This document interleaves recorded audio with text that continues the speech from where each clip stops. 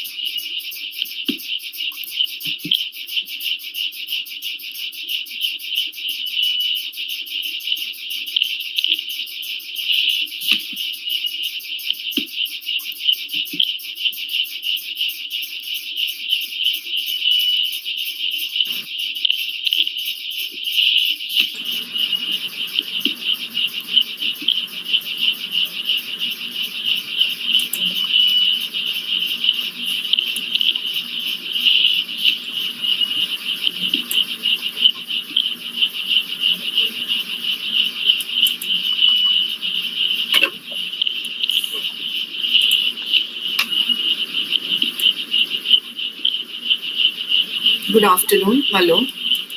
Good afternoon, ma'am. Good afternoon, ma'am. Good afternoon, everybody. Good afternoon, ma'am. Our second session is about to start shortly. Good afternoon. So I think we have our second speaker, Dr. Vaishali. Yes, She has also joined. Good afternoon. Yes, our second our principal ma'am start shortly. She's busy in some meeting. Yes, so she cannot. I think join now in the second session. So we'll begin our second session shortly. Everybody has, most of them has participants have joined. Welcome, Dr. Vaishali Sharma. Over to Dr. Supriya for our introduction to our second speaker, Dr. Vaishali. Most of them has over Dr. Supriya. Welcome, Dr. Vaishali Sharma. Over to Dr. Supriya. Good afternoon to all my colleagues and dear students and speaker, Dr. Vaishali Sharma. It is with great pleasure that I would like to welcome Dr. Vaishali Sharma. Dr. Sharma has done her graduation in biotechnology from Vinoba Bhave University, Hazaribagh, post-graduation in biochemistry, Devi Ahilya Vishwavidyalaya, Indore, master's thesis in genetics and genomic lab of bioscience and bioengineering department, IIT Kanpur. PhD in structural biology, Center for Magnetic Resonance, Florence, Italy. She has 4 years of postdoctoral experience in different centers in Germany. She has extensive research experience in field of cell biology and microscopy. Since August 2020, she has been working as visiting faculty at Creya University, Department of Biology, Division of Natural Science, Hyderabad. She has multiple publications in eminent journals to her name. She has rich language skill. Hindi is her mother tongue, and she has good communication skills in Bengali and Punjabi, English, Italian, and German.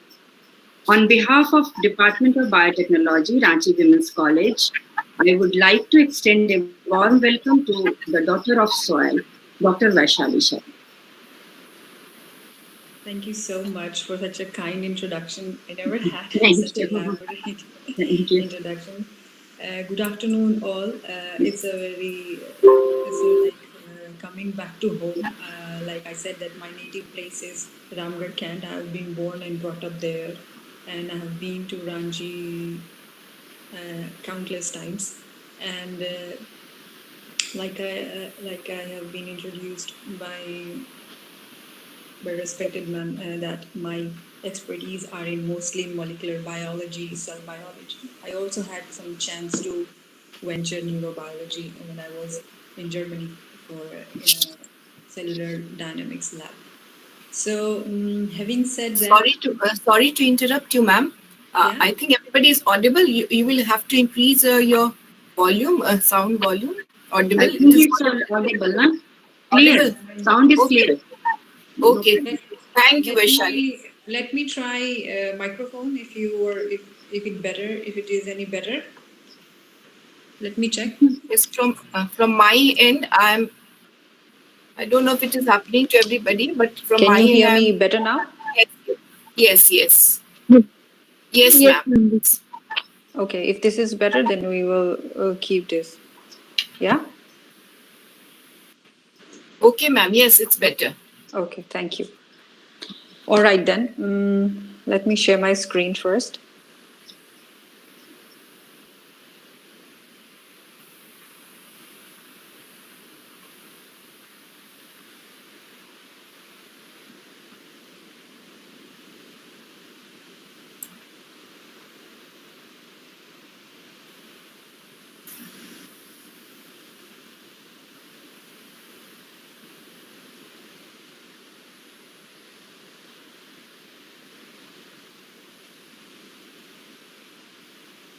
So, can you see my screen?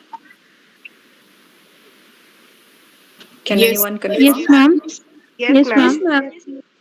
All right. So, can you see my cursor? Yeah? Yes, Yes, ma'am. ma'am. Yes, ma'am. Everything is visible. All right.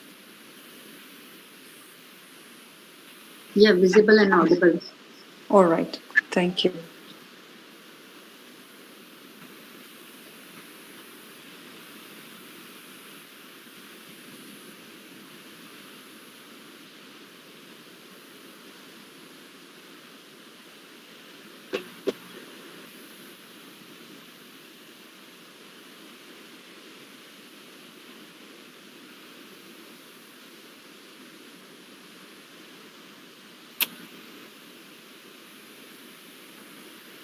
All right.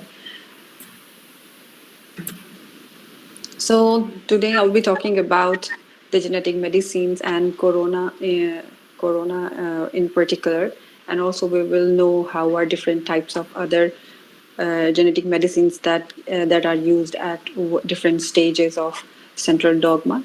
Um, so like ever since the development of the vaccines, that it has been almost 200 years when the vaccine started from the chicken pox to smallpox, like Louis Pasteur, guys must have read about it when it started. But what it has done is that it has greatly decreased the load of the infection disease. For example, these days no more we do not see any more chicken pox or measles or mumps or polio, for example, because these have been because of the use of these kind of vaccines, it has been eradicated. But the one other thing is where we have developed come a long way.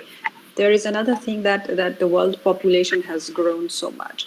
It has almost been all close to 8 billion people, and half of the people are traveling using the airways.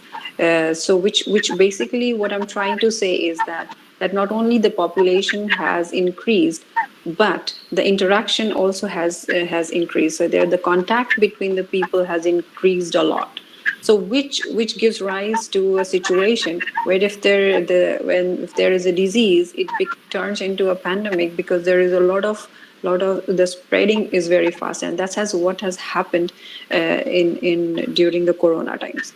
So before we go into it, let's see that just so that we all of us are in the same page, because I hear that there are undergrads and postgrad students. So just to bring all of us into the same page, I will just like to introduce you to the biology of COVID-19, that what it is all about, and so that when we go further, we know what we are talking about. Yeah. Okay.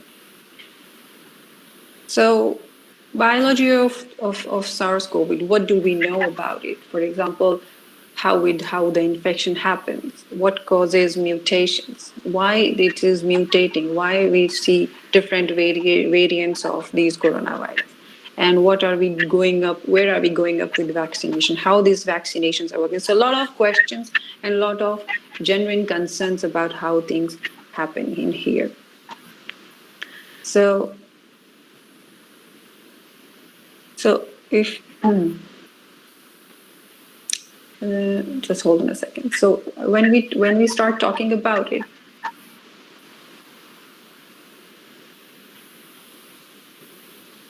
let's talk about the infection first. Can you see my screen? Yes, ma'am. Yes. Okay. Yes, ma'am. Yes, ma'am. Okay. Yes, ma'am. So okay, thank you. So what do we know about the SARS-CoV infection? So hold on a second.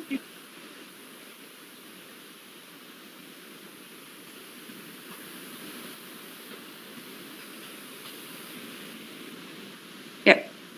So basically, this is the coronavirus. That infection is caused by the spike proteins. That we will come to know what is spike protein, but it is also called as severe acute respiratory syndrome because it infects your respiratory tract basically, and this is also called as SARS-CoV-2 or the coronavirus. So basically, coronavirus is like a group of viruses or the family of viruses, of which SARS-CoV is just a species, and the disease that is caused by is called COVID-19. So, and this coronavirus can infect a lot of different types of animals. It can also infect humans and other animals. It's not just that it comes from bat. It has been discovered and found that it has come from bat, but it has the potential to infect other animals. In fact, in cattle and in dogs, these different types of coronaviruses, different species and strains have been known to exist like more than 2 decades. So they are always there, but they are harmless. So we will talk about more in coming slides what harmless and non-harmless types. So, so when this happens, what happens that you have coughing, you have fever, your lungs get infected by these coronaviruses, and you start developing base immunity against it. But basically, what is inside it, that's the capsule, which is made up of the glycoproteins, and the glycoprotein, which looks like a crown, and hence comes the name corona. But basically, it has inside an viral genome, which is an RNA genome. And this RNA, what happens is that this RNA genomes get inside the body with the help of this envelope, these spike proteins, which is also called the crown or the corona that I was talking about earlier. So it can get inside you either through mouth or either through nose. So both it can go inside you so that's why they tell you to cover to wear mask all the time, because it decreases the viral infection a great deal.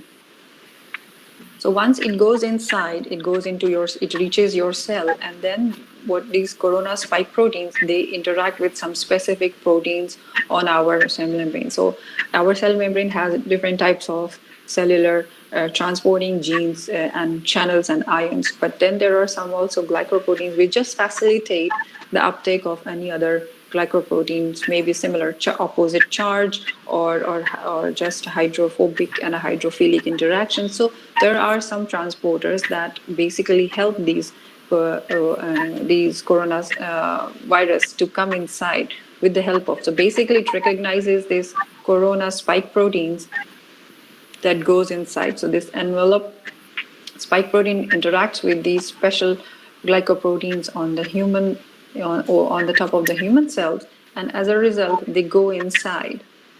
And they are taken up by the cell. So once they are inside the human cells, what they are going to do, the viral genome comes out of it, and what it takes, it basically hijacks the cellular machinery and makes more of it. How it's going to do, it's going to use the RNA polymerase ribosomes and make more RNA viruses.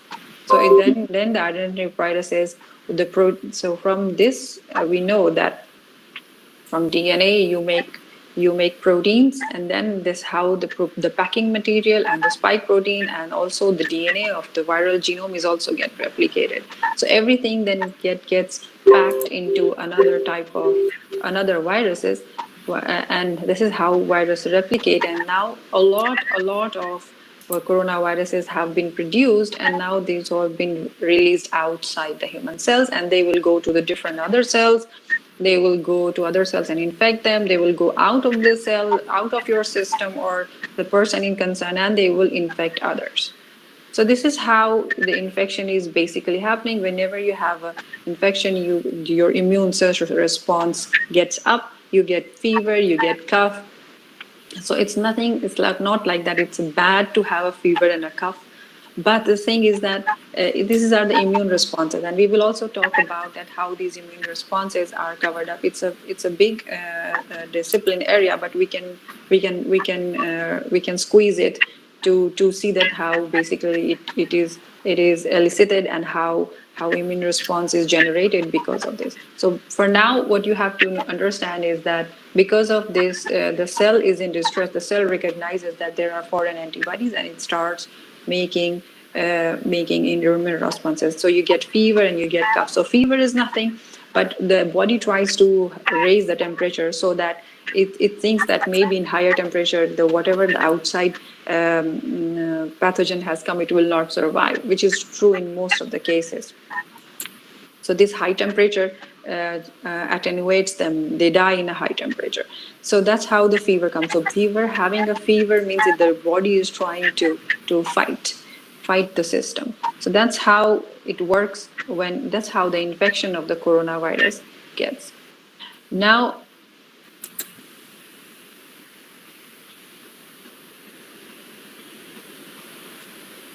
let's talk about a little bit about how this evolution is happening. How the evolution of the coronavirus is happening, which basically means that why it is mutating and what is happening to it. So let's talk about here.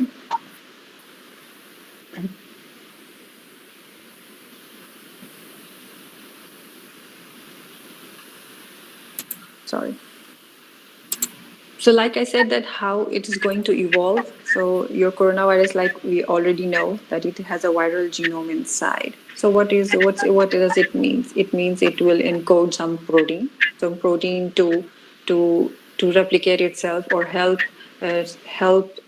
hijacking the other machinery. Basically, it will go out and try to replicate. But as we know that it's a very small one, it doesn't have so many proteins to replicate itself. So it's going to hijack the cell, and because we know that there is a lot of thousands of protein required, and for replication there are enzymes, there are post-modificational enzymes. So all these things are not encoded by these enzymes. They all just produce they all just contain some information, which is a very genetic material that this has to be transcribed, and then the cell that is infected, that cellular machinery is used to replicate the viral cells. So, but it is only 0.1% of what human genome is. So basically, it has some 30,000 in nucleotides. So that's going to be replicated inside it. And you know that in RNA, what's the difference is with DNA is that the T is replaced by U. So basically, it has only genes for the spike proteins and for some envelope proteins and some promoter proteins, just to initiate its transcription and translation.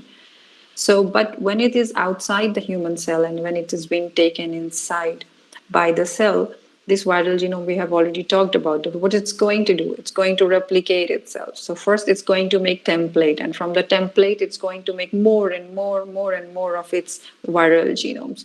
So this viral genome process is not a very foolproof method, because it doesn't have.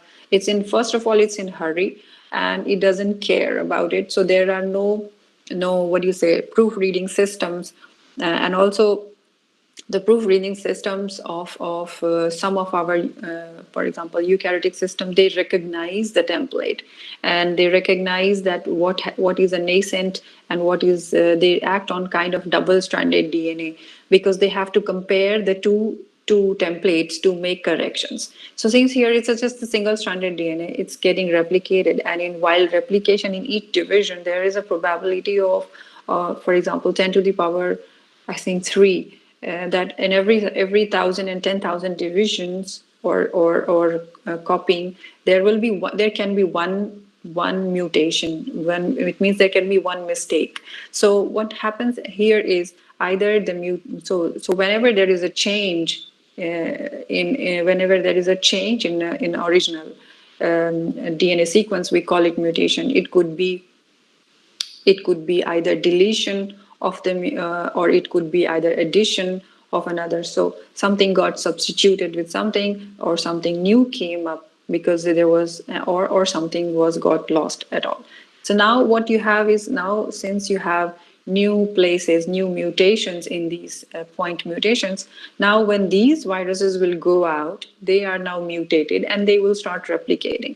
Hence, we have different variants of coronavirus. So that's how these coronavirus get mutated. Because so the more we time give coronavirus to stay inside human body, the more we give it chance to mutate it. But there are some disadvantages and advantages if there is, because mutation can provide selective examples. For example, if the mutation is not harmful and it gets distributed, so now you are immune because it's a harmless mutation. But if there is an infection, then there is also a disadvantage. Before it's like a fast traveling, and it's an infectious mutation which is harmful. Then it's not good for the population. And like I said, that there is also neutral mutations, which means the changing of one amino acid with other doesn't mean. And for those who have read genetics, we know that in some mutations, or the silent mutations, the code might change, but it basically represents this more or less the same protein. So it doesn't matter. So that's how the scientists study the group population, that how things are evolving, how different types of mutations are evolving, and sometimes they use these studies to find out that which way mutation is going on, which area is more prone, and there are very different types of studies associated with it. So now we know that how it is evolving. Now we know how to detect it. Now we have to change the strategies every time it mutates. Of course, we have to change the strategies every time it mutates, but the thing is that some of the component will always be remain same, because not everything is getting changed, right? So we will come to know how to do this detection. So, I mean, we already know what kind of detections we have. We have different types of ways, for example, to test the virus itself, or we test. So let's go with this, and as we go, I'll tell you along. So how to detect your coronavirus, or how usually coronavirus is detected. So here, all right. So how we are going to detect it? First of all, if the detection, for example, if you are, for example, if you're having an active infection, which means you are infected right now, or you have an infection that you have recovered from it and you do not have any infection. So how you're going to detect that whether you have an active infection or you have not? So in active infection, either you go look for the whole coronavirus, you do RT-PCR test. That's being done right these days very frequently, which is basically which is basically a reverse transcriptase PCR test, so this is the viral NA reverse transcripted because it's transcribing back from RNA to DNA and then detecting amplifying the DNA and then detecting it. So there is a limit for detection. So if you have very small amount which goes back to like nanomolars, it sometimes it's not detectable. So you have to amplify it with the help of PCR and other sophisticated instruments, for example, to so that you are able to visualize it. So this is one of the amplifying and visualizing methods in which you back transcribe the viral genome into DNA and then you detect your DNA. So that's the one way of detecting that you do an RT-PCR, so that you will be able to detect the genome. So what you do is you take a swab from the nose of a person because your nasopharyngeal cavity is being infected, and then you do a PCR, and then you find that whether the person is infected or not. You just do it also for confirmation. The other way is just tests for the antigens. We know that coronavirus is inside. There are antigens, so you do some tests that are directly developed for testing antigen proteins, for example, the spike proteins. That's another way. The other way is that you have recovered, whether you have recovered. So it means you do an antibody test. If you have recovered, you have antibodies in your system. You go look for the antibodies, and that's how you say that okay, you have passed the test. So the more people are recovered, that's how the population, what do you say? What's the term for it? It's not coming to my mind. So basically, that's how it works. That if everybody is in the population is vaccinated and recovered, so it gives you a herd immunity. Sorry, the word is herd immunity. So the population type is now is safe because it acquires herd immunity, because most of the 80% of the population has to be either vaccinated or recovered from the disease to acquire an herd immunity. So like I said, that there are different ways of checking it, but the thing is that these antibodies are produced in a different timeline. They are not all the time present in your blood. So doctors, what they do is, it's like it has to be tested during the particular days, and sometimes it's not enough. They are very error prone. Sometimes scientists and doctors, they use combination of the two to find out whether it's been done pehle, baad mein, etc. So that's how you're going to. That's how you basically, that's what is happening when somebody tells you to do a RT-PCR test and whatever.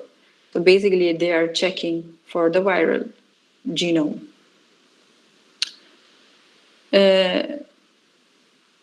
Now we come to a very interesting and very important part, that is vaccination.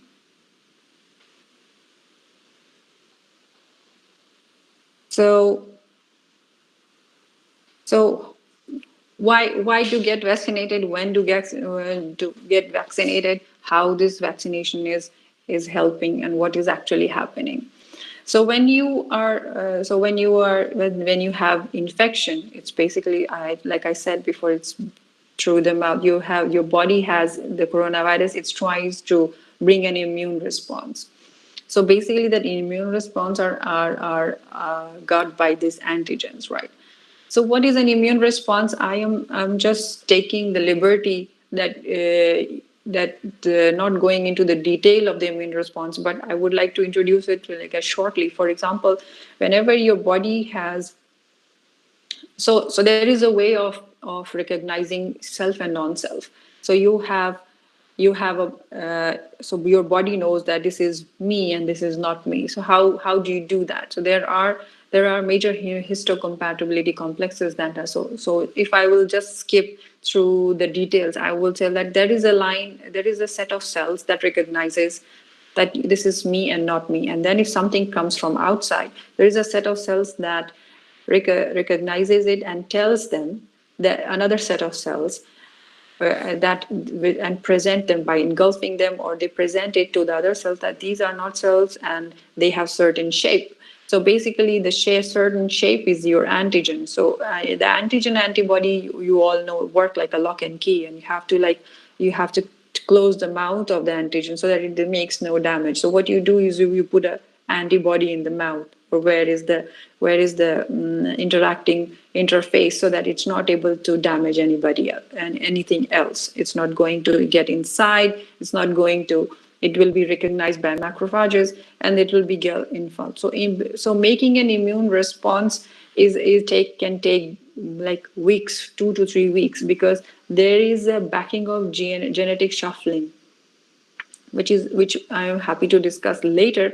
But it's a very big area where you have to understand here basically that how immune responses are generated. So your body cells, your immune cells defense lines is there, and it goes back and tells your genetic system that shuffle yourself and make a complementary key to that particular antigen, which is antibody in this case, and this antibody goes and catches the antigen. But this production of antibodies can take can take weeks. For example, 2 to 3 to 4 weeks.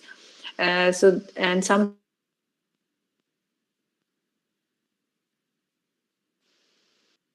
lesser times. That's why, because the pathogen, the bacteria, virus keep dividing and creating nuisance inside the body while the body is trying to work up and come up with the antibody. So, like I said, that the body is trying to make an immune response. So basically,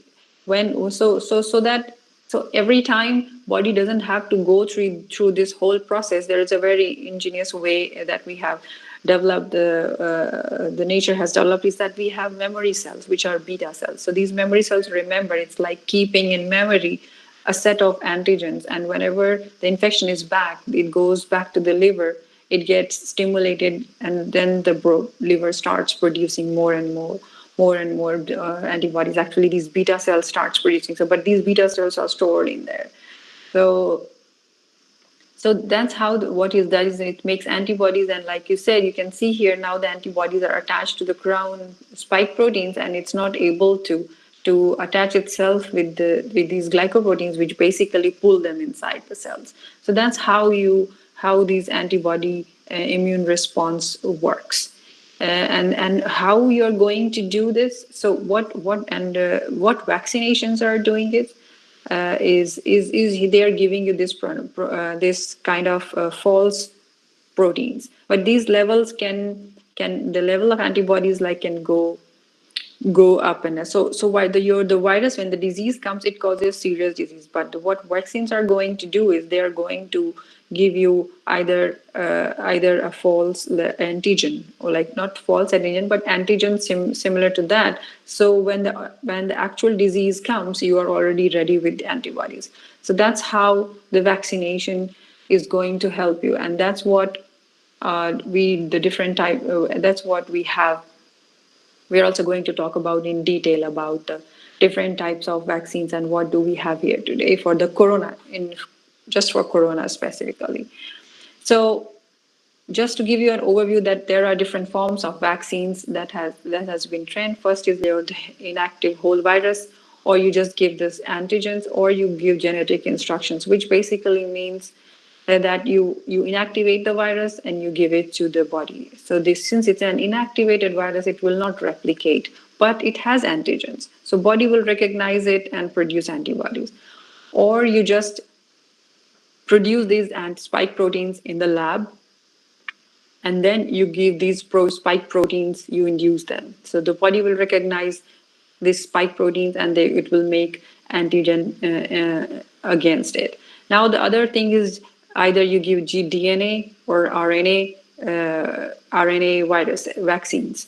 So what they are going to do is that they are covered in a membrane kind of envelope, and they go inside. They carry the mRNA for the spike proteins. So there is an artificial membrane, and inside the membrane you have genes for the spike protein. So it goes inside, and the cell ribosome basically transcribe the spike proteins. Now you have spike proteins. Again, body recognizes it as non-self and start producing the antibody. And also now we have these kind of DNA, which is like whole DNA.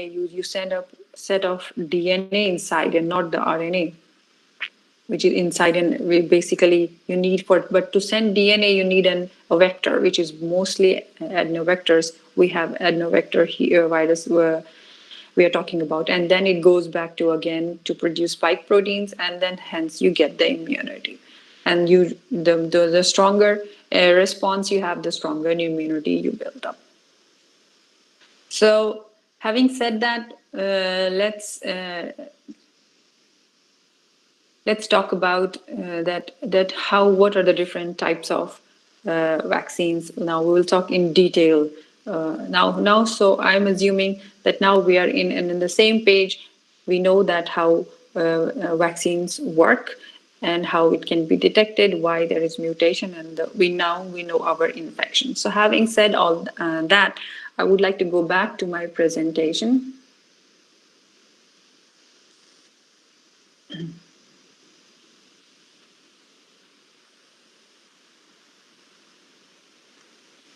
So we already talked about this, how the infection happened, what caused the mutation, how you detect it, and basically how vaccination works.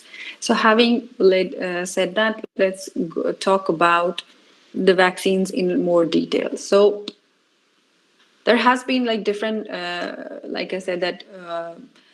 So vaccine, like I said, that it's been like very long time we have come across. It's been almost 200 years that first vaccine was made.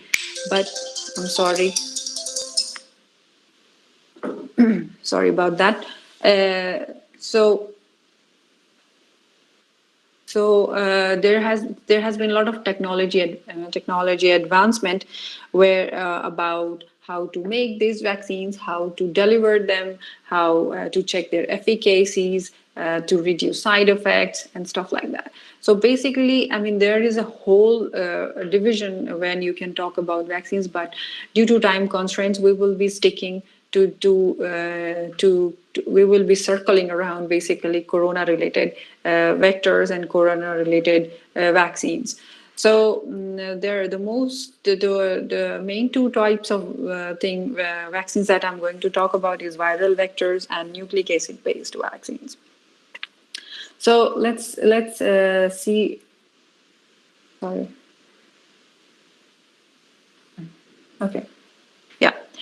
So if you remember Ebola virus, that pandemic came on in 2000 and again in 2014. But the thing is that takes a lot of time to develop a vaccine from its discovery to its distribution. There are human trials, there are preclinical trials. But the Ebola virus, the study of Ebola virus, it started long back, as long as in 1990s, and. So they also the first, and Ebola was also the first adenovirus-based vaccine. Basically, it was a DNA vector inside the adenovirus. And they were also when the Ebola pandemic happened in 2014, they actually took that, since there has already been so much advancement in the technology and the methods and there was already some clinical trials happening again. So they were able to include the spike proteins or kind of proteins, or let's say the surface proteins from the Ebola 2014 pandemic itself. So it was also a new adenovirus. It's just given a name, AD5, which is basically adenovirus 5 based vaccine, and it was developed by the Beijing Institute of Biotechnology and Shanghai Sanshino Biotechnology. So this, what I'm trying to say is that in 2014 it was able to incorporate because there has a lot of effort has been done. So producing a virus has come a long way, and we also know a lot of thing about the viruses. So what the vector viruses basically is we are talking about here. There are different types of vector viruses, but we will be talking about the our Ebola virus.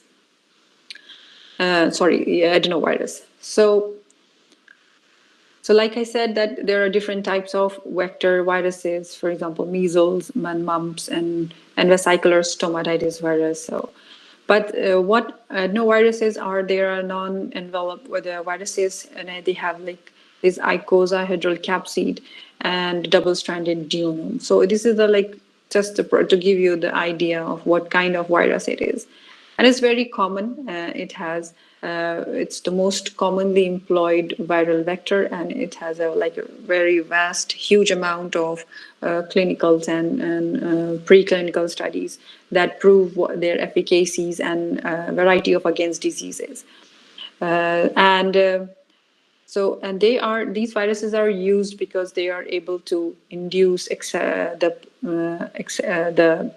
the humoral and the cellular immunity. Because if you are going to use it, you need it to be in efficiency. So the efficiency it resides in the fact that how strongly and how quickly it's going to raise an immune response. So it has like it's very like it said that it's very potent in inducing CD8 T cells. This is again a line of T cells that recognizes non-self and they're good in presenting, if I remember well. So now, if like we already talked about it, so basically just to give a quick overview that what are different types of vaccines, for example. So we have live attenuated, for example, the measles and mumps vaccine, in which you have weakened viruses, or you have inactivated viruses, for example, dead viruses like in flu. And also your Covaxin that is being produced by the Biotech. It's here in Hyderabad. It's also it also uses the inactivated dead virus. And then there are different types. Again, third type of viruses is called toxins, which is basically an inert toxins like in tetanus. And then we have some recombinant proteins. Now we are going close to the nucleic acid vaccines, and this is the recombinant kind of vaccine that has been used in corona basically. So you use recombinant and you use in combination with your dead and inactivated virus. So now when we go to about what are the nucleic acid vaccines, what are nucleic acid vaccines? So basically, as the name suggests, it's either DNA or RNA and messenger RNA, and it carries the whole. Sometimes it carries when you use DNA, it carries the whole encoding plasmid or the viral replicon, and it can cause so basically the nucleic acid based technology either employ antigen coding plasmid or the RNA or as a messenger RNA or a viral replicon.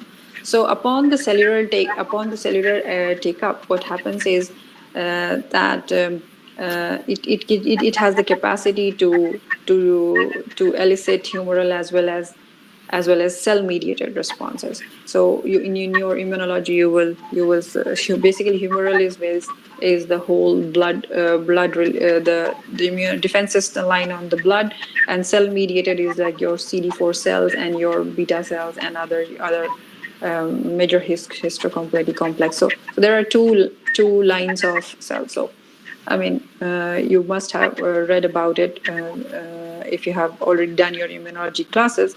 So, but basically, it does generate all those type of responses. So, And these are used because they support the technology. They are easy to handle. They are regardless of what is the virus, or is it a bacteria, or is it a parasite, or whether it's derived from other array of pathogens. So it provides certain advantages, and because it is fast and flexible for production and also for development, it's easier to handle than a live pathogen, for example. So if you have to make a attenuated or dead virus, first you have to culture the virus, and but these are easier to generate and to produce without because there is no you're not culturing an actual the pathogen. You're just manipulating the DNA and the RNA. So if we talk about the DNA vaccines, so what happens here is that there is a way there's the expression cassette coding for the antigen, because you have to go inside and start expressing yourself. So you have to have an expression cassette, which basically means you have an origin and you have an encodon, and in between you have your genes. And then there are different ways of delivering this. For example, either you do it intramuscular or you do it intradermally, just by a normal injection. Sometimes it can make a low immunogenicity because in very large animal models, or such as in humans, but it still works. The one main concern that you have to keep in mind is that DNA vaccine has to cross two cellular membranes. First, it has to cross the plasma membrane as well as the nuclear membrane, because it has to go inside the cell to achieve the protein expression. So if you remember central dogma, you have genes in the nucleus, and then it comes out in cell, and it's being transcribed and translated. It's been translated in the cytoplasm. So so inside the cell, if you have to go first you have to cross the skin barrier. The other barriers, you have to go inside it. So there is a plasma membrane, and then there is a nuclear membrane. It has to go inside the nucleon to get so that the mRNA can be prepared, because mRNA then comes out of the nucleus and it's being translated. So there has been many it's kind of a disadvantage, but there has been so much of development that we have overcome this delivery system. So there are ways of delivering it. There are many ways of delivering it. Making a lysosome, or making not lysosome, liposome around it, or by electroporation, or by attaching some adjuvants, or by attaching some carrier proteins and stuff like that. You name it, they have it. So this is goes inside, but then we keep that in mind. Like I already talked about the disadvantage and advantages. That definitely it has advantage, but one more thing that we have to take about, that it can stay in your system even after injection a long time. So if even when the infection is over, the DNA can stay inside the body. So, but in 2014, the first very effective vaccine was a DNA vaccine, which was against Ebola virus. And like I said, that it was already in preclinical trials before we came to know it. So right now we also have some for COVID-19. Also, we have these adenovirus proteins. So their AstraZeneca and Johnson & Johnson vaccines are basically adenovirus. It's not available here. It's basically available in US, but they are using this one. Now going back to the to RNA vaccines. So what are RNA vaccines? You might have inferred by now that what are we going to talk about? So basically, but this RNA is different from it, because you are delivering mRNA inside the body, and it's going to sometimes you send it as non-replicating, two types, non-replicating and the other is self-amplifying. So as the name implies, the non-replicating mRNAs are basically naked mRNAs, and they have just some basic construction, for example, 3' and 5' regions, UTR, which is basically untranslated regions. and they code for the open reading frame, and then you have the open reading frame. You need an open reading frame so that the protein can be transcribed, and they just get the general features of, for example, then you have capping and poly A tailing. It is just to increase its what do you say? Increase its chances of getting inside the cell and not being destroyed. So these are there is a concern, since our body is full of RNA chewing enzyme ribonucleases. They are everywhere.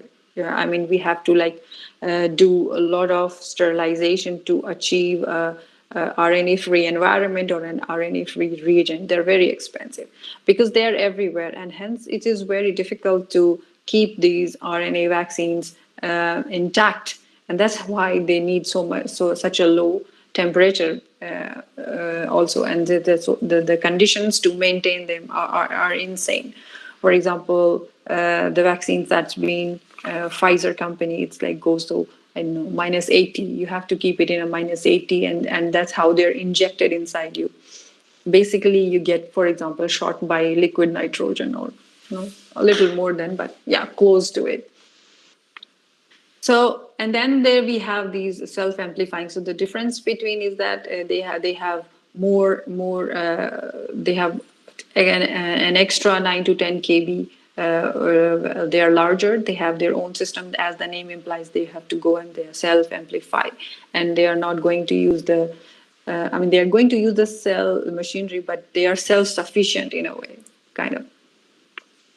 Again, for the delivery, like we already talked about, you give it intradermally or you give it in intramuscular. So these are the way of delivering it, and then it also poses a lot of problems, because then again, it like we talked about, that it has to go inside the cell, right? It has to cross two barriers. But no matter what, the mode of action is really, really very effective. It is recognized by a variety of surfaces, cells that are on the surface of the cells. It's recognized by a variety of cells, and it can also generate a lot of innate immunity responses.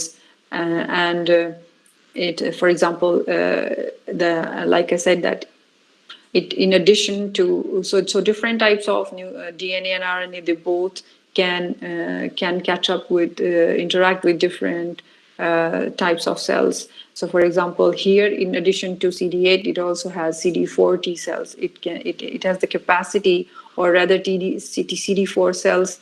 They are stimulated by, or rather, co-stimulated by these kind of RNA viruses. So, advantages and disadvantages that both humoral and cellular immune responses are being generated.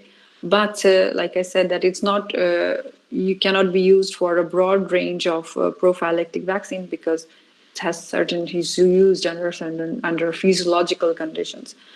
And another thing that causes these RNA viruses to be difficult and to make is that they are negatively charged and very very hydrophilic. So it sometimes becomes difficult by the cells, sometimes in vivo.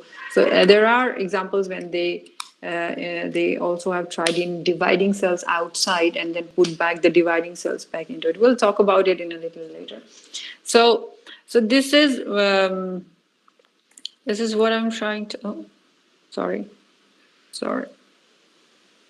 So, like I was talking about, that the Pfizer and the Moderna virus are the mRNA viruses vaccines. But like the mRNA is very, very sensitive, cannot stay. So there are also the advantages that it will not get incorporated in your DNA, because it will be chewed by, after it has transcribed, it will be very quickly chewed by the cell. All right.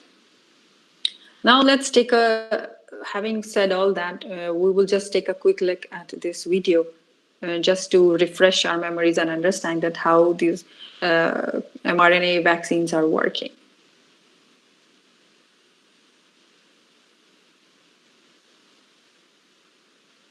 Can you hear? Can you hear the audio? Yes, ma'am. Okay, thank you.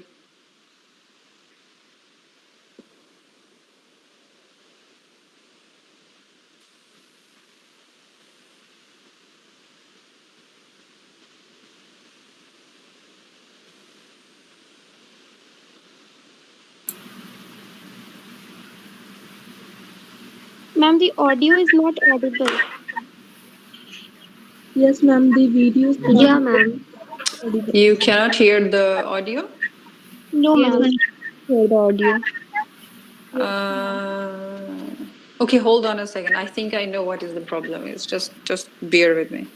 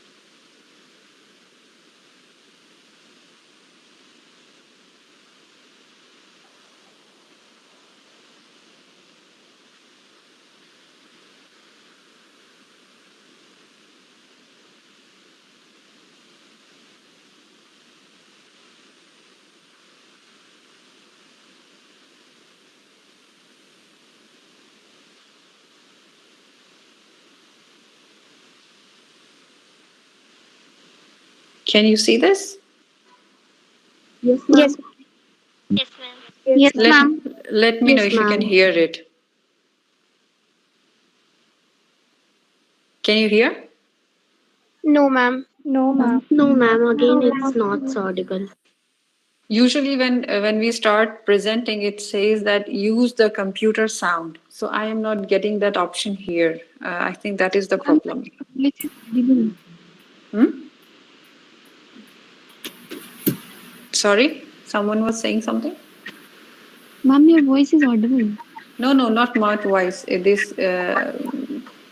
This video, computer. the computer, this video will, since I'm sharing my screen, so this whatever I'm presenting, that audio also should be shared with you.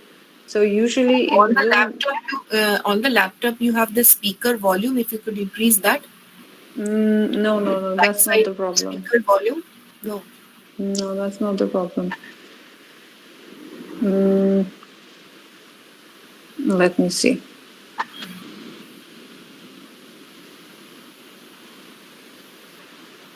Stop presenting. Okay.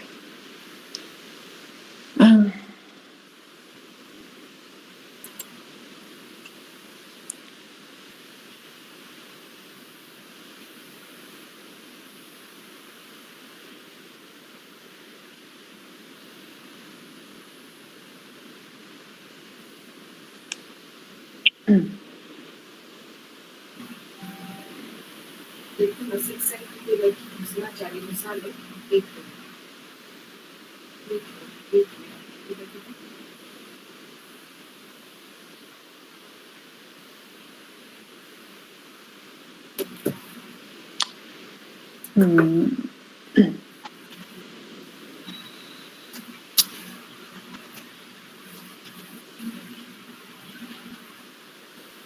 Anyway, I will if you cannot hear it one more time, let me know. Then I will try to explain it myself.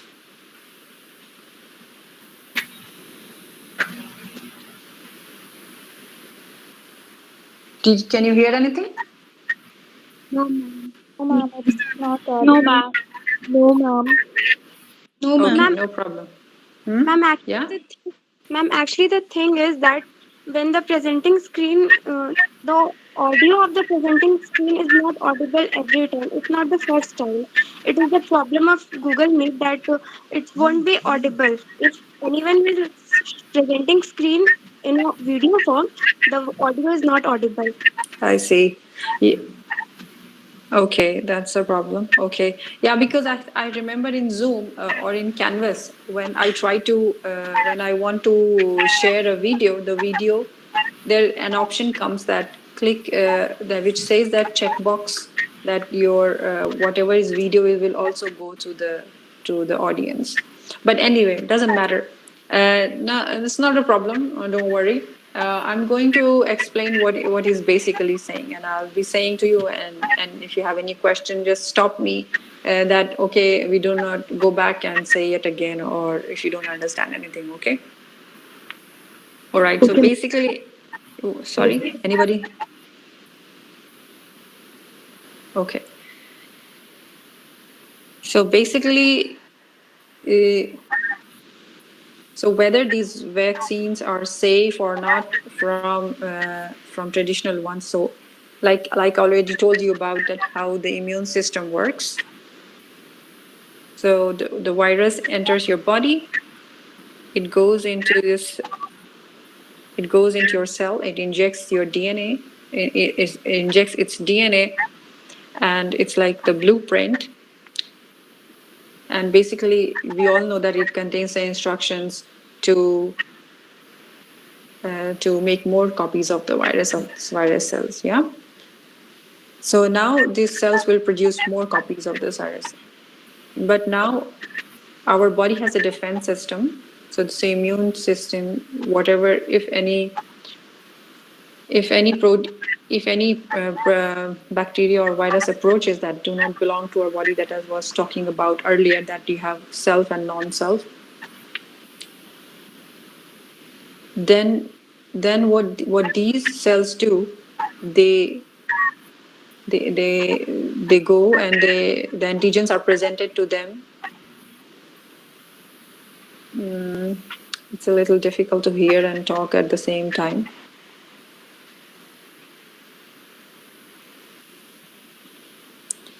Let's see what it says. So from here, so basically the earlier part was showing that how in body generates immune response, and I have already introduced a little bit that how body generates immune response. Basically pathogen goes inside, body recognizes it a non-self, and then it starts producing antibody about it. And as easy and small it says, it's like a whole lengthy long process, which I'm just skipping for the moment. And I hope you have some ideas from my what I said earlier. So these MR, like if you take the example of the COVID, so these are the spike proteins, right? We already talked about. So these spike proteins, when go inside, they are going to infect your cells. So what do these so what vaccines are doing is basically they are training our immune system to recognize this, so that when actual virus comes, they are able to combat with that. Because we already talked about it, how beta cells are going to keep it keep generating the antibodies, and they will be stored as memory cells, right? So this is what basically This is also mRNA vaccines.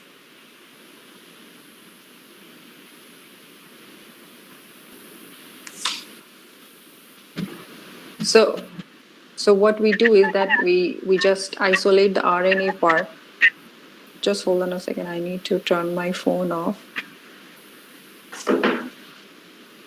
So what is it is doing is that they basically take out the spike proteins, and we already talked about that you take this messenger RNA that is going inside the cell, and it's going to make the protein. So here is like to build the own spike protein. So like we talked about that it's not the complete virus, but it's just the spike protein. So now it will mRNA will go inside, translate into spike proteins. The spike proteins will generate immune response. So this is what is happening is going. So you have it's just showing you the blueprint of the spike protein, and then when it goes and when it is delivered inside the cell, you make a lot of spike proteins, right?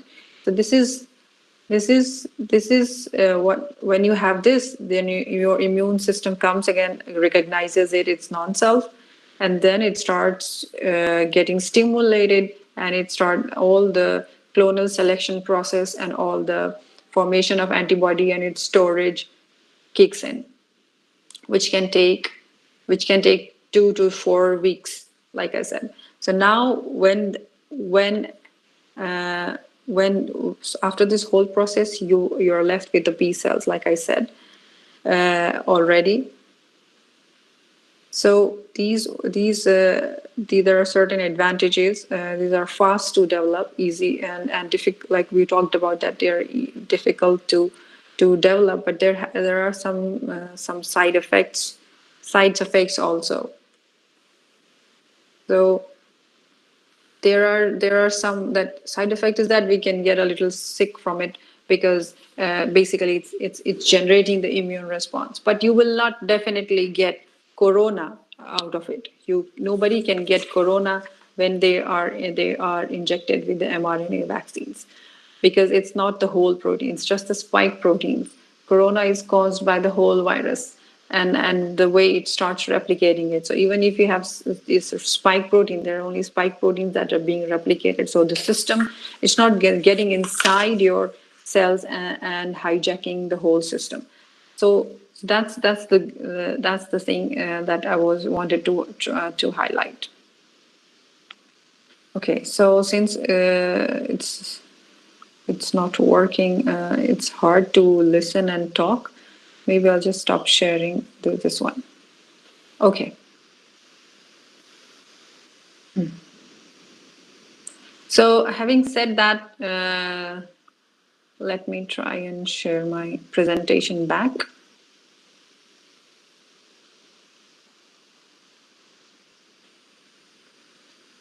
Okay.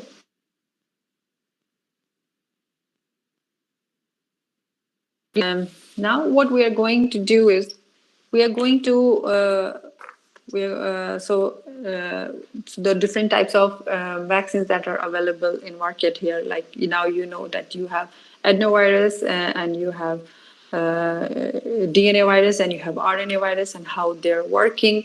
And for example, in India, this Covaxin is your adenovirus, and also no, not Covaxin. It's a whole mutated, whole attenuated virus. The Covishield, that is from UK, UK Oxford, is basically an adenovirus. So inside there is a DNA inside, and the most of the vaccine developed in US are mRNA based vaccines. So these mRNAs are now the new era of medicines, and they are the future of medicines, or future of vaccines, because they're easy to manipulate. We have such a technology to work on the delivery system, and also when take up by the body, there is no harm of integrating inside the genome, unlike other viruses. When you put on the DNA, which stays there inside your cells alongside your genome. So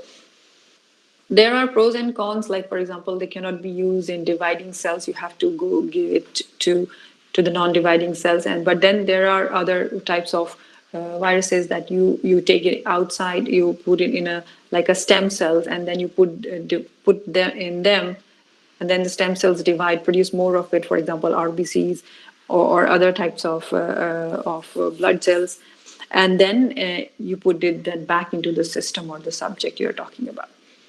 So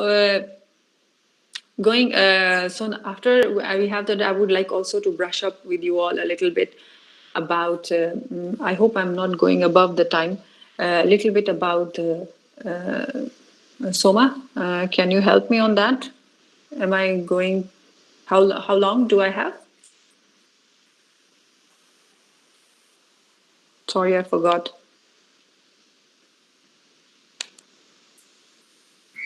Ma'am, till 4 o'clock. Okay, then we're good. All right. Thank you. So now we are going to talk a little bit more about genetic medicines, and what are other ways and other places where it can be implemented. So after focusing on corona, let's shift our focus a little bit to the genetic medicine. So you know about the central dogma, which is basically means you have DNA, then you have a transcription, you make RNA, and then you translate and you make a protein. So this is the central dogma of molecular biology, and it has been used greatly, and it has been like exploited very efficiently by the modern biology techniques to produce to proteins and to back engineer DNA and stuff like that. So I would like to go with you all another interactive. Just hold on a second.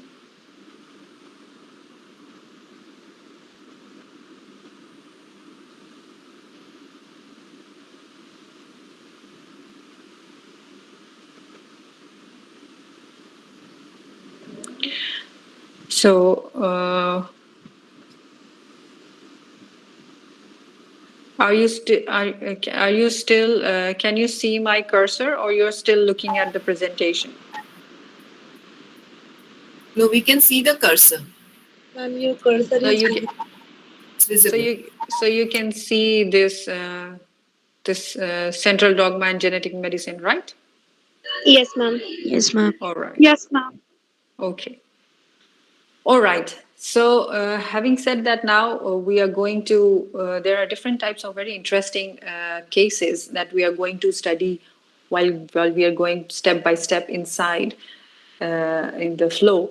That how mutation works and how genes get affected, and what are the different stages where these things can happen.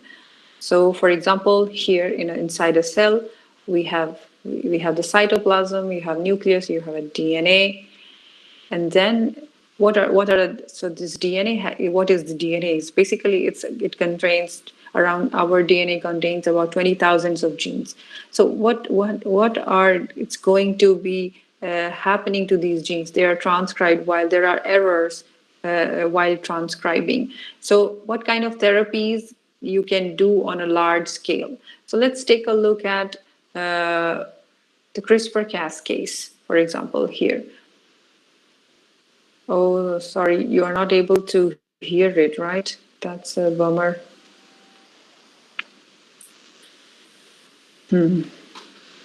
Okay.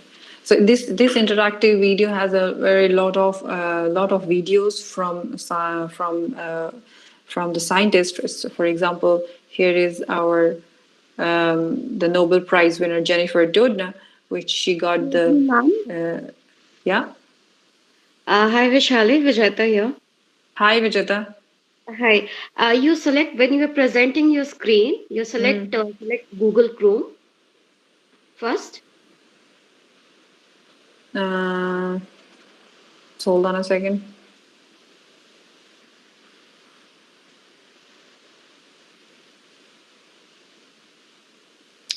You want me to open a Chrome? Yes. No. Whenever you are presenting your screen, you first get back to your screen, your normal screen. You don't present your screen right now. You restart your presentation. Okay. Yeah. Okay. Stop presenting. And now start presenting and select. While you are presenting, whenever the screen pops, present now, you select Go Chrome. You select, there are three options. You can present the entire screen, you can present a window, or you can present a Google Chrome. So present Google Chrome. So I'm using a Mac. It's not giving me that option. Even then Google Chrome will pop.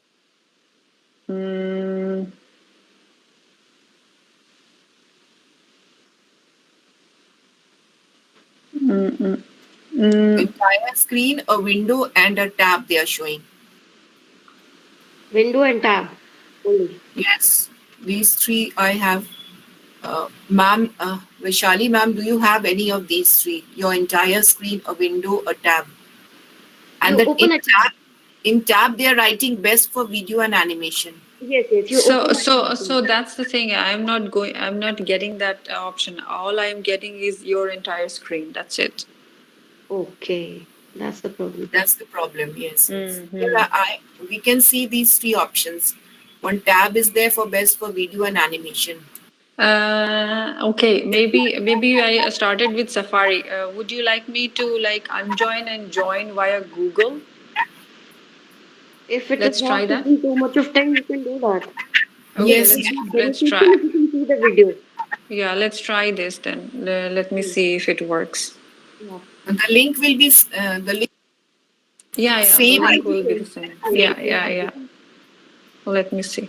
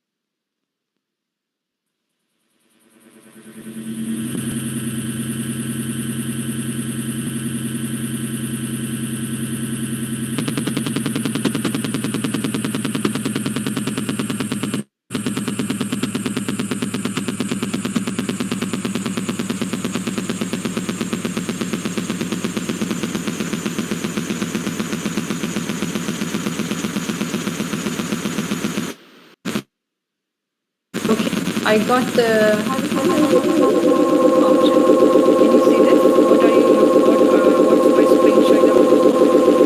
Can you hear me?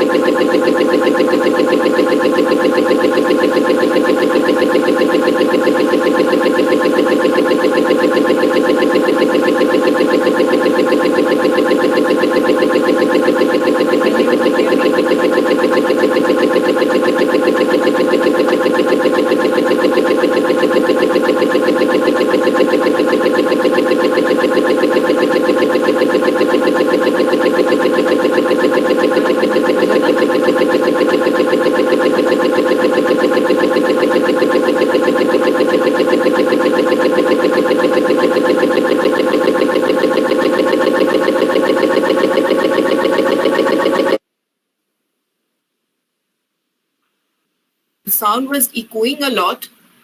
Too much of echo noise we could hear.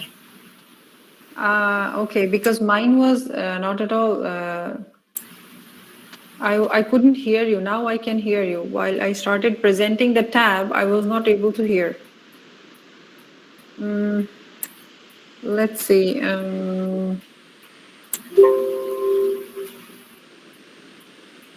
You have rejoined, ma'am. You have rejoined. Yeah, I tried with the Chrome. Those options are not visible. Vijeta, ma'am. Now I can see those options. So Okay, you can. I choose a tab Okay. Yes. and I say Yeah, there is an option present audio or select audio. Yeah, You select share that, audio. Yeah, share audio. yes, Share. and then you play the video. Now, can you hear me? Can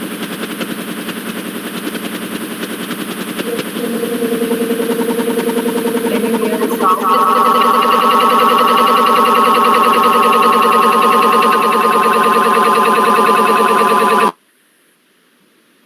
no, too much of echo is there. Some problem. Yeah, it's that Too much of clearly it's echo. not working. Yes, Uh, it is always going on that OBS mode.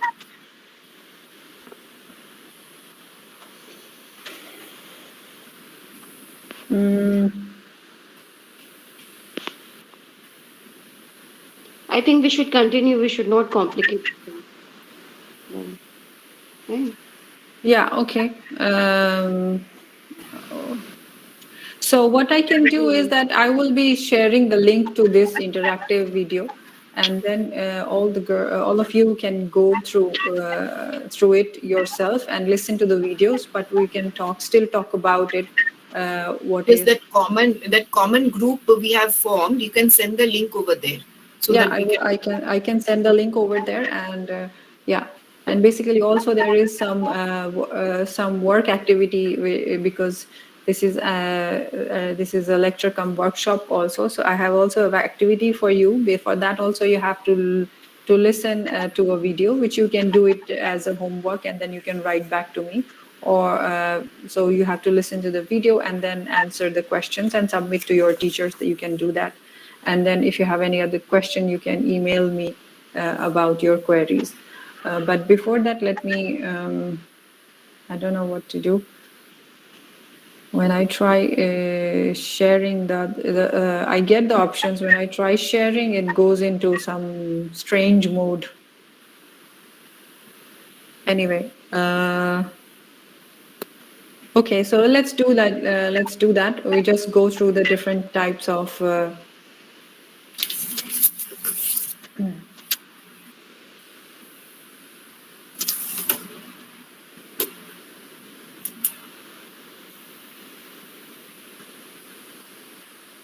let me see if a window can be shared.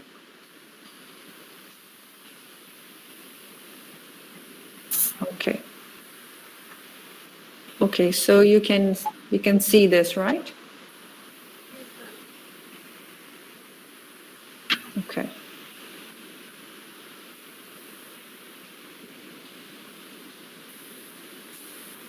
So let's see if this works. So basically, what you're there. So here there is a case study about a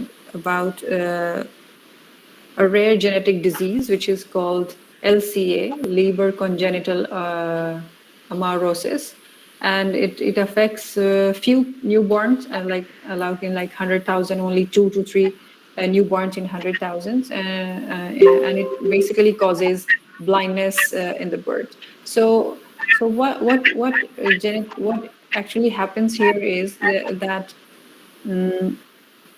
so there is a mutation in this gene, and as a result, the protein that is responsible for the site in the retina, it starts dying slowly, and these mutations keep on spreading, and it disrupts the process of the retina that converts light into the nerve signal into the brain. So as those retinal cells start dying, the kid or the person becomes blind because of that. Because we know that how retina is important, like it is transferring the signals to the brain. So it is like it's an autosomal recessive disease, and it has been since like it's been reported in a long back, and scientists have been trying to get produce an AIDS, and so there has been a couple who worked around this, and they were able to do a gene therapy. Basically, what they did was they successfully delivered the working copy of the gene. So they could provide a working copy of a gene inside, and they could deliver into the eyes. So they did this kind of trial in in dogs in the beginning, because it was not allowed human clinical trials, also not so many enthusiastic person, but you will see also in your activity that how this was how this happens. So they were able to deliver a working copy of this gene. As a result, the now what will happen is that that mutation got corrected, and here if you click here in the board, you'll be able to read more about this.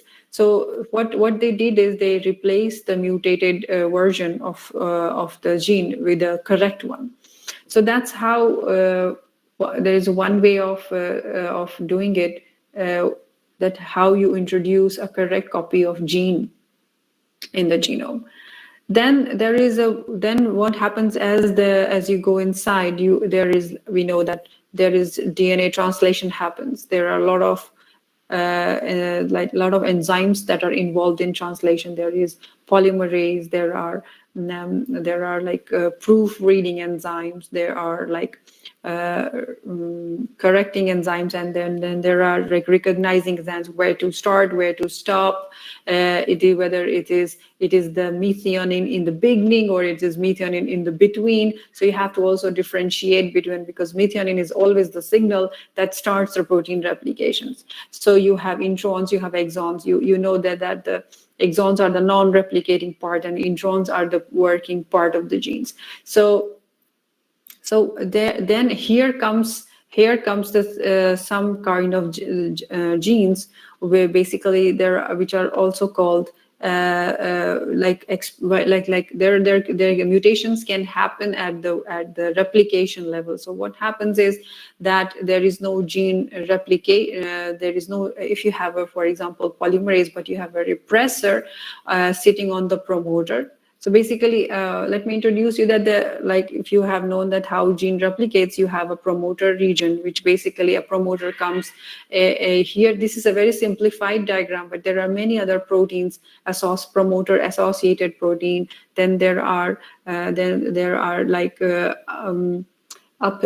upstream activator proteins that bring all together, and then they start the process of expression. But sometimes if any of these proteins that are bringing the translations to start, if you have your mutation in any of these genes and they are not working properly, or if there is a mutation that is instead of an activator producing a repressor, then you have no protein or you have no expression. So that's what happens. Then what you do at that in that condition. For example, here we have given the sickle cell anemia. There is a one mutation. I think it gets, the proline gets mutated to tyrosine, or the otherwise I am confusing a little bit, but there is one mutation that causes or was it thymine?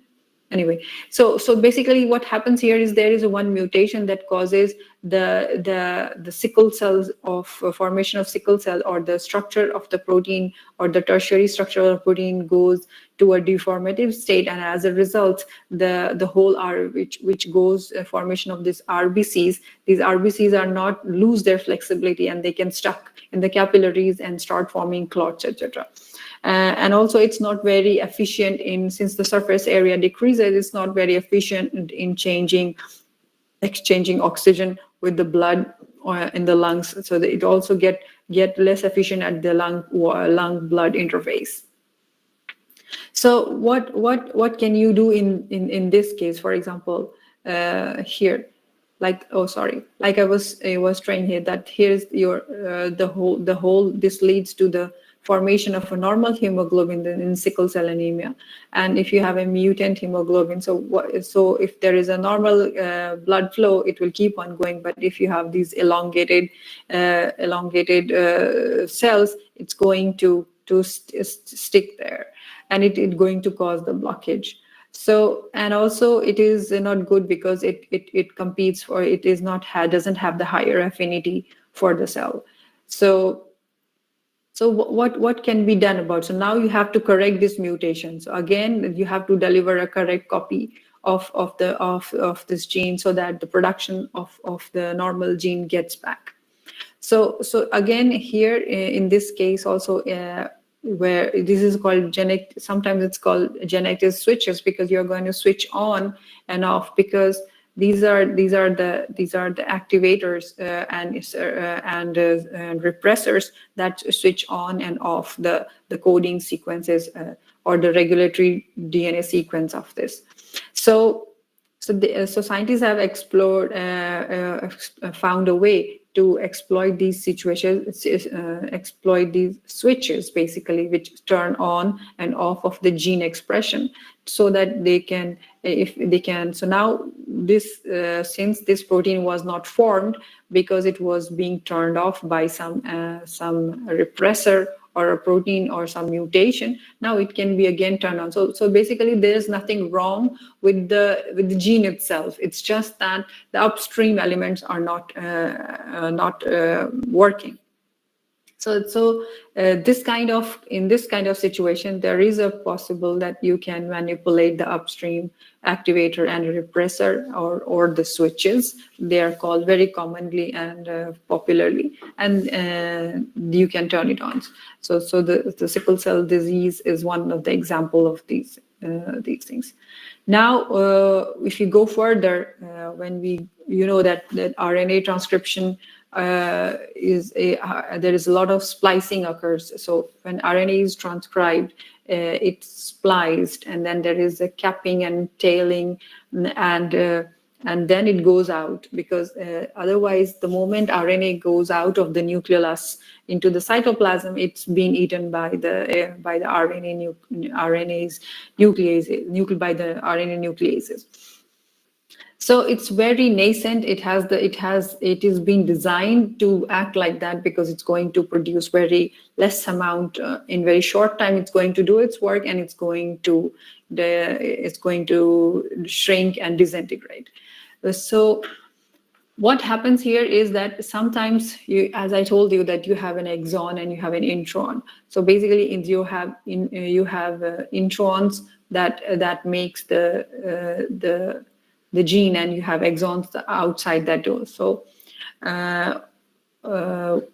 so sometimes what happens is the one gene, one protein, there are in between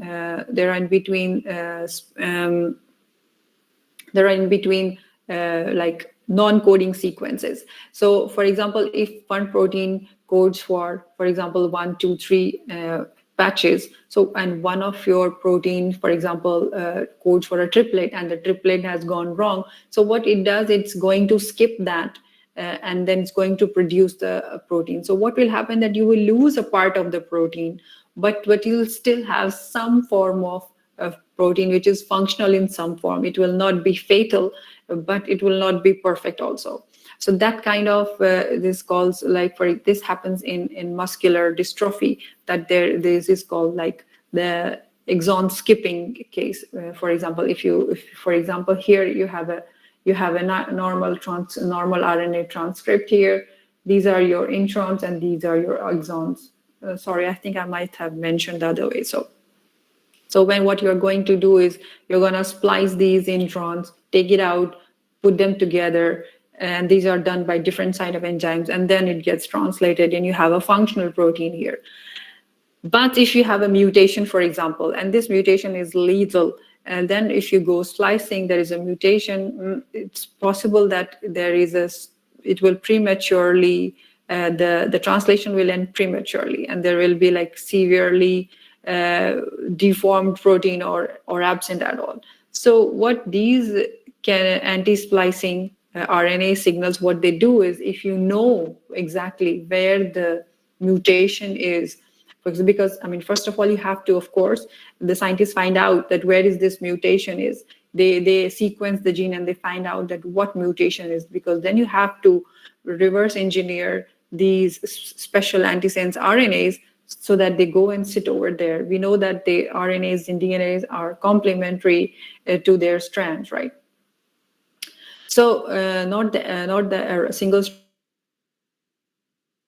RNA, but the mRNA, it has to be complementary. So they back the whatever this patch or small antisense RNA is been reverse engineered, and it goes and it sits there. For example, here number 2, if you are able to see, and then what happens is that now it's covered. Now when it's being translated, this is not be it is skipped by the ribosome, and only 1, 2, and 3 are produced. As a result, we have a little shortened length of a functional protein. So this is also one of the ways of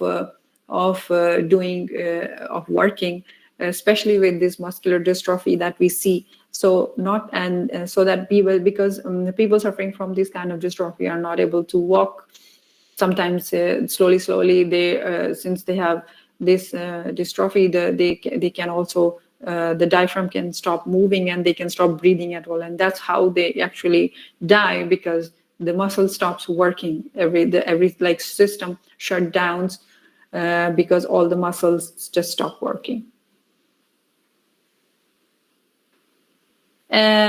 So then another kind of genetic medicine is like RNA interference RNA, and we also saw mRNA vaccines also. But when there are other ways of doing it, which is, for example, in Huntington's disease, there is a mRNA transcript. So in a normal way, you have a mRNA, the ribosome goes, it transcribes, you have a protein. But here, what is happening? There is a small interfering RNA is incorporated, and it finds the complementary sequence and it cleaves that one, so that there is no protein. So this technology targets the various mRNAs. Usually, it targets for destruction and reducing the expression of the genes. Now this is also most well studied, and it has it's been like our past 2-3 decades. We have been especially 2 decades. We have been there has been a lot of studies in small interfering siRNA and interfering RNAi interference RNA. So basically, what they do is they interfere with the protein expression, and these single-stranded RNAs pieces get incorporated in the cellular protein complex, and if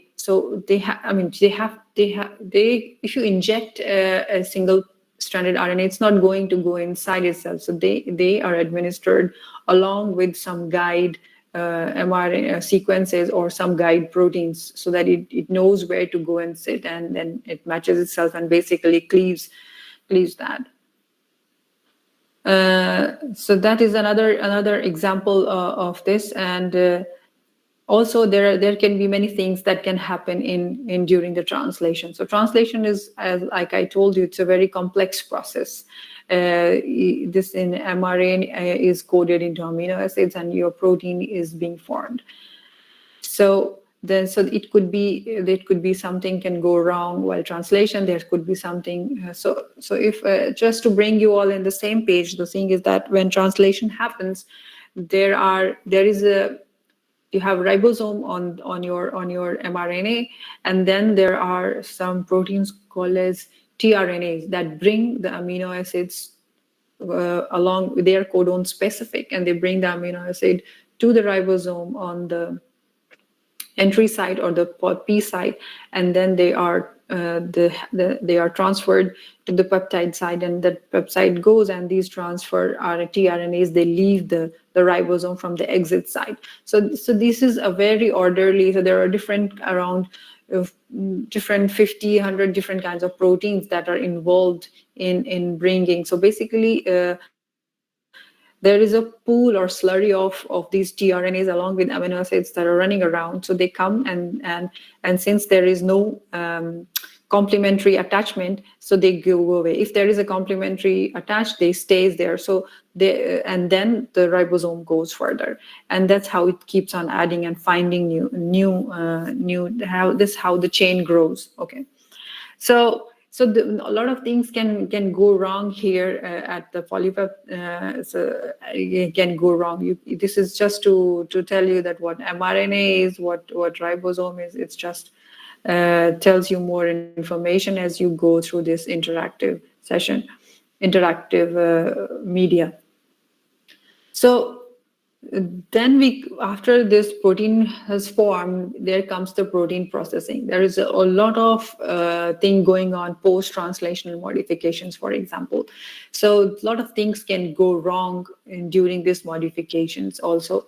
And there is the protein processing is a big umbrella which not only combines the post-translational modification, but post-translational modifications, just got a tongue twisted, but also its packaging and its delivering. So here comes the role of the Golgi system and the endoplasmic reticulum, which basically, so endoplasmic reticulum, as you must know, that they produce a lot of proteins. They have the ribosomes, RERs, all right, the ribosomes, endoplasmic reticulum. So RER are in continuation with the Golgi system. If you remember the cellular components, so they are always together. The endoplasmic reticulum and Golgi system are close to each other. So Golgi helps in a lot of post-translational modifications. For example, methylation or targeting to some particular cells, or packaging them outside the cell membrane, or packaging them for outside delivered to be in the blood, or packaging them into the lysosome to be destroyed. So a lot of these things happen under protein processing, and many things can go wrong. So one of the things that we are going to talk about is like cystic fibrosis. So we know these medicines, these are aspirin, Gleevec, EFA factor. Basically, these are molecular, the chemical molecules. For example, you take aspirin for reducing pain and fever. So how does it works? So basically, it inhibits the enzyme that is involved in inflammation, and this is the Gleevec, very very famous, very popular cancer treating compound.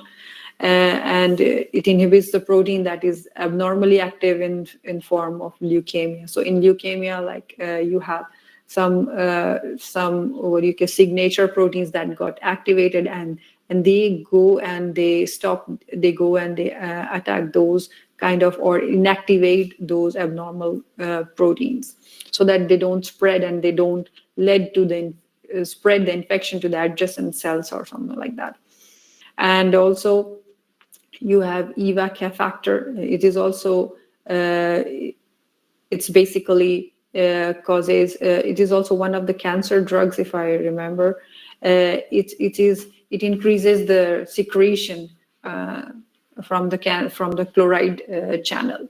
So if you don't have this secretion, you have to have chloride potassium right balance across the cell membrane, sometimes in neurons. So if you don't have this normal transport, then it causes problems. So this kind of small molecule therapies are which happen in diverse molecules. Or for example, these basically small cell molecules, they block the negative effect of the disease causing proteins and let them do the proper functions. So this is also for example, if you have somehow the protein got translated and came to here. I mean, there is a it's not possible to get it, but still, if while the protein is processing, it was not processed well, it didn't reach, it got defective. So these small drug molecules, they come really handy, and they're how you can employ it. So that is all about the genetic medicines, that what are the different stages in central dogma, what are the different diseases that are known. These are one example at each stage. Like we talked about the switches, we talked about the exon skipping, we talked about RNA interference and small molecules, where they inhibit the negative effect of the proteins that are being produced. Earlier we saw how it manipulated the gene, and how it manipulated the expression. Now after expression, if it is doing something wrong, for example, some nuisance protein is being produced in a crazy amount, then how to basically these molecules go and affect them. So having said that, this is I would now stop sharing this, and I would like to go back to my presentation, which is where.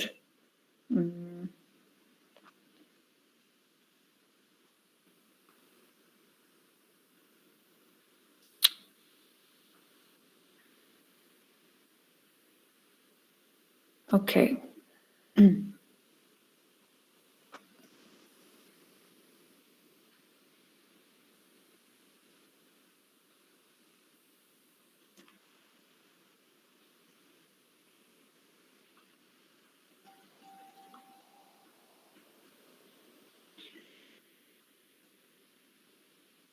Okay, so we already talked about it. And so here is a case study and for you, for all of you. So after I'll send the link in the common group that we have. So I will send all the necessary information regarding this, basically the video that you will take a look about it. And then there is a PDF activity for this case study. And then you have to complete that, and then you can submit it to your respective teachers. And if you have any question, you can also ask me. I'll send that. So with that, I would like to stop, give it a rest. I have been using extensively HHMI Biointeractive, and these are being very developed by Howard Hughes Institute in Boston, and it's very good for teachers and for students who want to learn more, visualize things. So it's a very good interactive tool. Here is my email address. You can write to me whenever you would like to, and thank you for your attention. Ma'am, these links you kindly share in the group, common group, Yes, I where will. they will have that Sure, videos I will. and assignments. Yes, sure, I will. Students, if you have questions, Yeah. you can share it in the chat box. All right.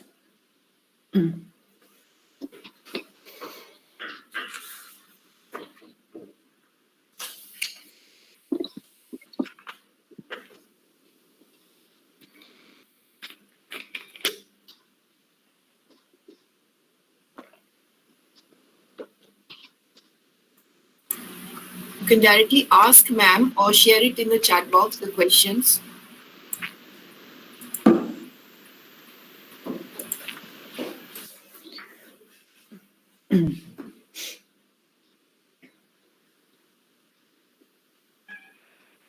A question, ma'am, from Pragya Kumari. Yeah, let me see. How the mRNA of RNA vaccines are not degenerate. No, they get degenerated. They definitely do, but not in the beginning when they are being delivered with special methods of delivery. For example, like I said, it has to be in ultra cold temperature. They has to be enveloped in a special kind of membrane, like the AstraZeneca and Pfizer are doing, or sometimes they are inside a liposome when they are delivered. So they do degenerate after they have been after they have then transcribed the spike proteins. They are usually chewed up by the cell RNA nucleases. Yes, Pragya, I hope I answered your question.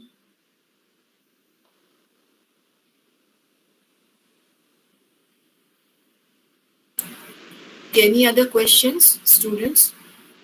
Anu Kumari has a question, ma'am. So both DNA or RNA, depending. So let's put it this way. So both of them are doing the same thing. It's just the mode of delivery. One is DNA is going to be RNA, and then it's going to produce protein. Other is mRNA. It's just the spike proteins. So how efficient RNA or a DNA vaccine is depends upon that the mode of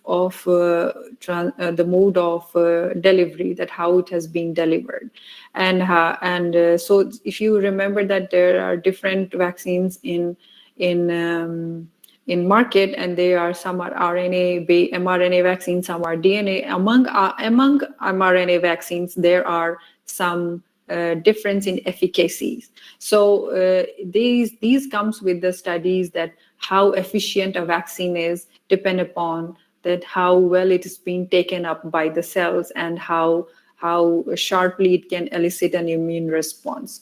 So I would say in some cases where since RNA vaccines, like I said, that they are a little difficult than DNA to produce. Sometimes you don't need a tank to fire a bullet, so you can use DNA vaccines that time. So depending upon the use, depending upon what kind of disease you're talking about, and also like for example in corona even itself, there are 2-3 mRNA vaccines which differ in efficacy, right? So that depends totally upon how the vaccine is being produced and how it's being taken up by the. So if you say which is better, maybe both. Which is effective, they both work. I mean, in our we have seen that both works in many cases. DNA vaccines are as good as RNA vaccines. So different kind of interactions, like we call that, what kind of interactions the body can cause. For example, RNA vaccines, they just go inside, transcribed, and they disappear from the system. But when the DNA vaccines go inside, they do the same thing, but they can stay there in your system. And other, like I said, that the dead or attenuated virus, they also do the same thing. They elicit basically the cellular response, but then they are slowly out of your system.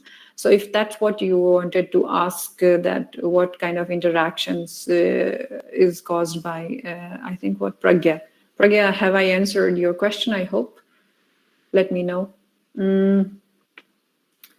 How long the mRNA vaccine antibody can stay in your body? Not very long, as as it has been produced. Like I said, that different mRNAs have different half-life period.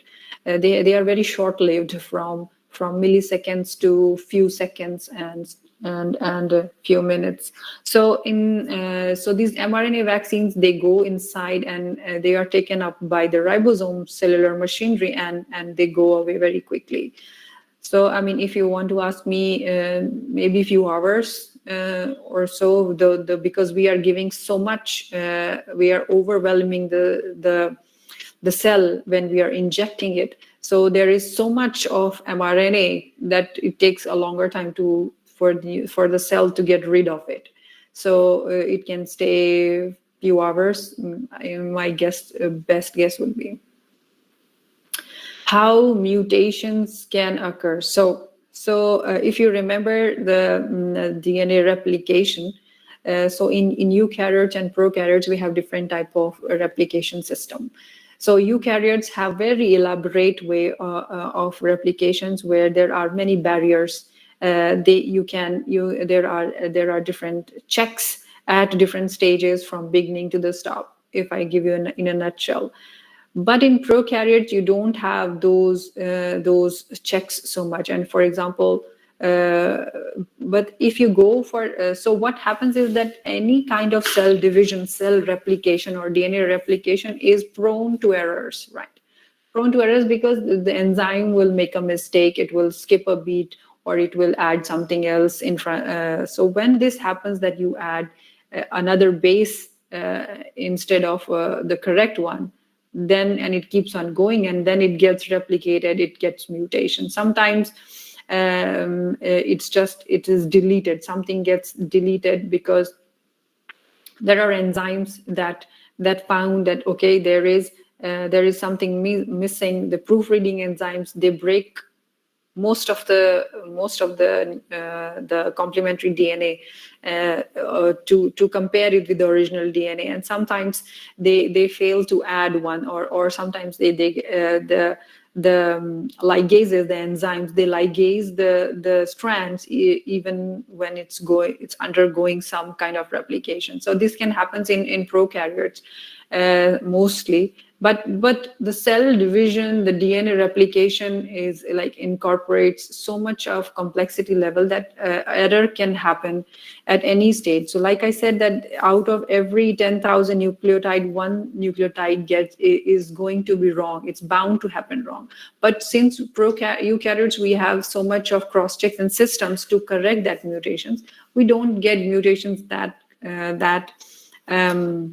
quite often, but we do get mutations. Sometimes these mutations can be harmless, or sometimes they can be silent mutations, which means basically that they give rise to the same protein, but just the codon is different, but it still gives the same protein, right? You must have heard in genetic codon that there is not only one codon that corresponds to one amino acid. So it still makes that amino acid, and so if that amino acid is being transcribed, it doesn't matter.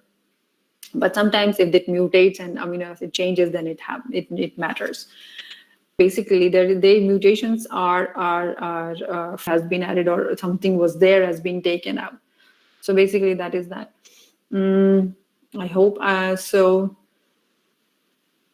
Ria. So I hope you answered your question, Ria.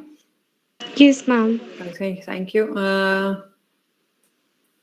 Kavita is asking that how vaccines are effective against different strains of coronavirus after mutation. So now you should understand that what a vaccine, the spike proteins or the coat proteins, right? So some proteins. So when the virus mutates,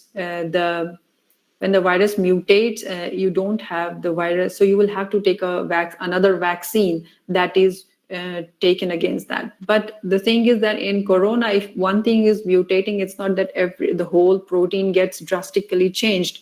So the epitopes, sometimes they take cocktail of epitopes, like different coat proteins, they are presented, so that even if one mutates, the other one is being recognized. And if you are able, so either you hold the virus from this side or that side, then the virus is being captured. So if I answer your question is, so the thing is that vaccines are, we have virus in combination with DNA vaccines, and some is also using, for example, attenuated dead virus. So these kind of vaccines I talked about that we are using for corona. Ritu is asking if B cells has memory towards the disease that we suffer, like corona variants, and then if mutate work on corona variant like Ebola or Delta. So if you have to understand that how antibody antigen works, basically. So antibodies are very specific antibodies. They are so specific that they are like, even if a change in one amino acid can be crucial for the antigen antibody interaction. And when I say that they are specific, it means they're really very, very specific because of their complementing nature. So memory cells are not that they remember corona. The memory cells, they are cells that store these particular antibodies. So these antibodies have been created against a single specific epitope. And this epitope, whenever it comes again, the memory cells get stimulated and start producing. So if you have, for example, the case of the flu, your question, the best answer to your question is the flu. Flu comes every year, it keeps mutating, people get flu shot but it never remembers the same flu, even if it has mutated. So sometimes like I said, that the vaccines are against the epitopes. And the beta cells are there to store these epitopes, be very specific, and that's why you cannot use these antibodies against other. I mean, you cannot use one antibody against other disease. I hope I answered your question, Ritu. What's the difference between nucleic acid vaccines and mRNA DNA vaccine? So basically, nucleic acid, mRNA and DNA are nucleic acids, right? Is that what you're asking, Kavita? I'm not sure what you're asking. Both mRNA and yes, mRNA and DNA are nucleic acids. Yes. What kind of changes or mutation takes place in coronavirus when virus moves to second, third phase from phase?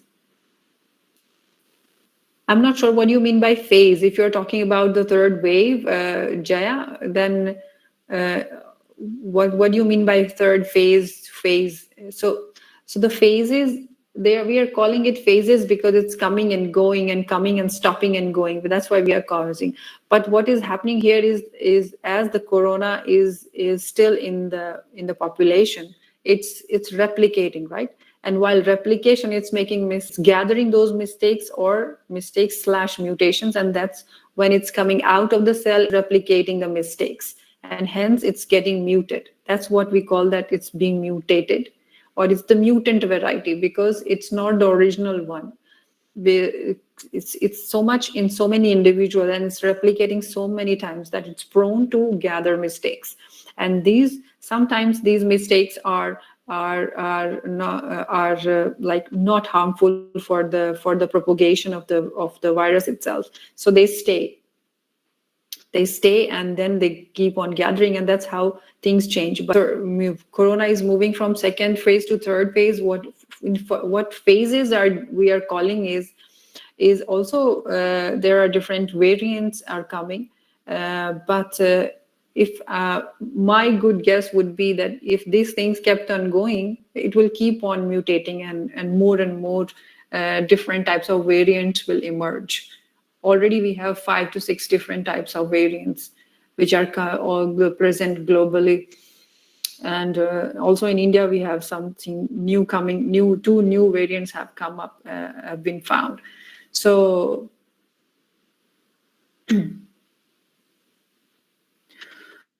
okay, why it's complicated to create AIDS virus? Why do you want to create AIDS virus, Pragya? You want to create, you should be asking that what are the why it is difficult to treat AIDS, but Ma'am, I was hello. Actually, she wanted to ask vaccine. Sorry, no, I'm joking. I could see the vaccine that you have written later. So yeah, I was just joking with you, Pragya. Don't take it otherwise. So if you have to understand that how AIDS virus works. So first of all, the AIDS is like the immune deficiency syndrome, right? The immune cells get challenged. There are different ways how it does. I mean, it's a very widely studied. But because of the thing that there are different levels of complications in AIDS, that there are immune systems get channeled. The T cells, which are basically they're the first line of defense that responds to the immune system. So they get there are different levels at which these cells get what do you say depleted, and so what the thing is that if there is an antigen you can produce and this also this AIDS virus, it has also very sharp tendency of mutating. So it keeps on mutating, and that's why it's hard to. But there has been some advanced therapies, cocktail therapies, combination of therapies, which treat this disease by different frontiers, so like cellularly, genetically, and stuff like that. Yeah. So anyway, creating vaccines depends upon how far the technology has gone, where actually. So for AIDS, that makes a difference because it keeps on also mutating, and it's also there are like if you know that it acts here, there are different level. It acts at different levels at cellular machinery, which makes it difficult to go against one thing and also administration. Yeah, that would be my best answer. Is the antibody of Covishield is like no. So the thing is that many of adenovirus vaccines, they give lifelong immunity, because they also depending upon how they sensitize the immune system. But there are some with time you lose the immunity. Which basically means that the beta cells are not formed or not stored enough, or they fail to come back. So if there is a disease in your future, your body is preparing it for you. But some gives lifelong, some don't. And so the Covishield, we don't know. I mean, it's being told that it will not be lifelong immunity because how the beta cells will of corona will behave, only time can tell. Right now, we can only suspect and only predict that it's going to be a little longer. But there are also studies. Or predictions that say that it will not last long. So I would guess that they are saying it will not last long because it will mutate, and the same vaccine will be not efficient or effective against it. So yeah, it will, but definitely it won't be lifelong, just like flu, because coronavirus is also very much similar in action with the flu virus. And yeah, you cannot have a lifelong immunity against that.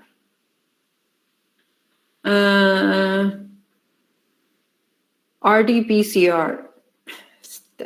So basically what happens in a PCR area is that you have a fragment of DNA.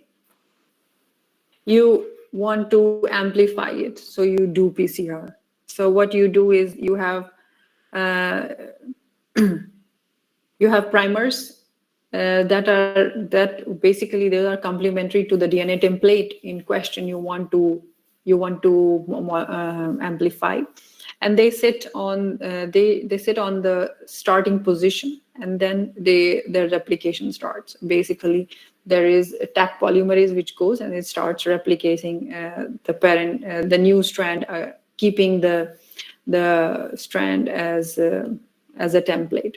So there are many steps in between. For example, you have to heat, you have to break the complementary bonds so that the Taq polymerase can use the single-stranded DNA and stuff like that. So there are many intricacies inside which you can check later with other online material. But basically, what PCR is doing is it's amplifying your signal. It's amplifying your DNA, and then at the end of it, you get the same DNA amplified 10 to the power 20 times, like billions of copies after cycles. So what happens is that you heat it, the primers attached, then you anneal them. You let them sit so that and then you anneal the primer, and then you let go the polymerase to synthesize, and then you heat them again, separate them. So now you have one template, now you have two templates.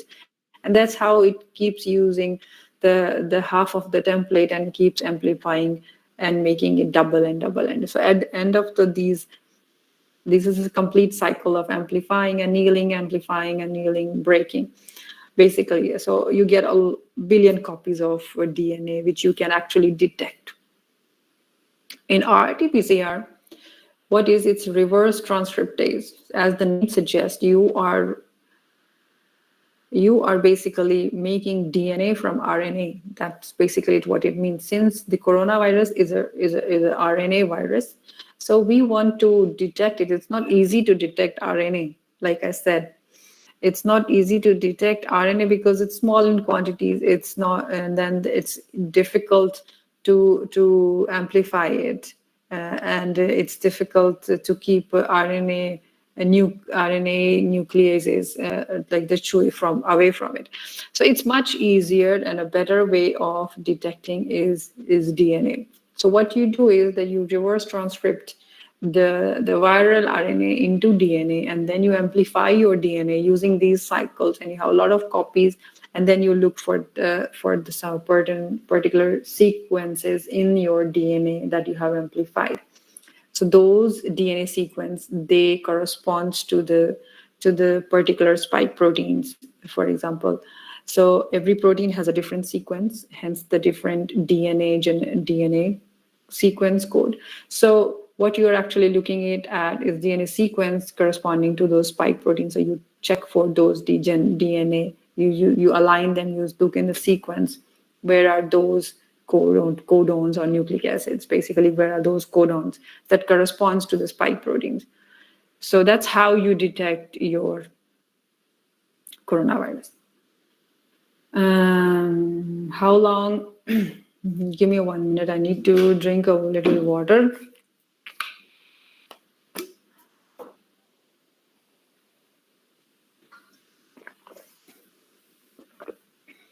How long antibody vaccines stay in my body?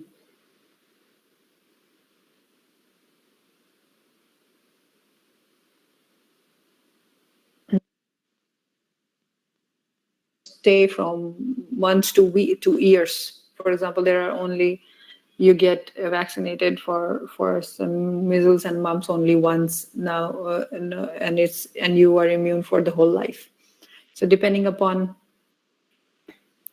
what kind of vaccine and what kind of disease you are in, the different antibodies have different shelf life. That's how it is. No, Rashmi, not all vaccines are 100% effective, like I said, because the first thing you have to realize that it has to cross the double membrane barrier, and then it has to get incorporated into your system. So there is a chance of getting incorporation, and there is a probability of getting inside and transcribed and translated. So when they say that it's 80% efficacy, it means 80% out of 100%, 80 times it will be right, and 20% it will go waste, right?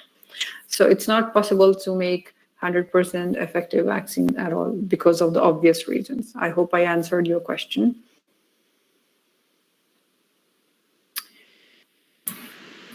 Why we are not able to make vaccines for fungus? I mean, first of all, fungus do not have that elaborate system that will use uptake the vaccine, replicate it, and use it. So they don't have antibodies producing system. Fungi, yeah, they're themselves very, what do you say? Very, let's say, like not so complex organisms. So they have very basic metabolism: eat and grow, decompose and grow. But they do not have like they are eukaryotic, but they do not have elaborated cellular system like us. So the best way would be to use a drug against it that can block a protein production or a protein or fungal growth, for example, to target any protein that is causing its growth, or just do some basically compounds and chemical compounds will be more effective, and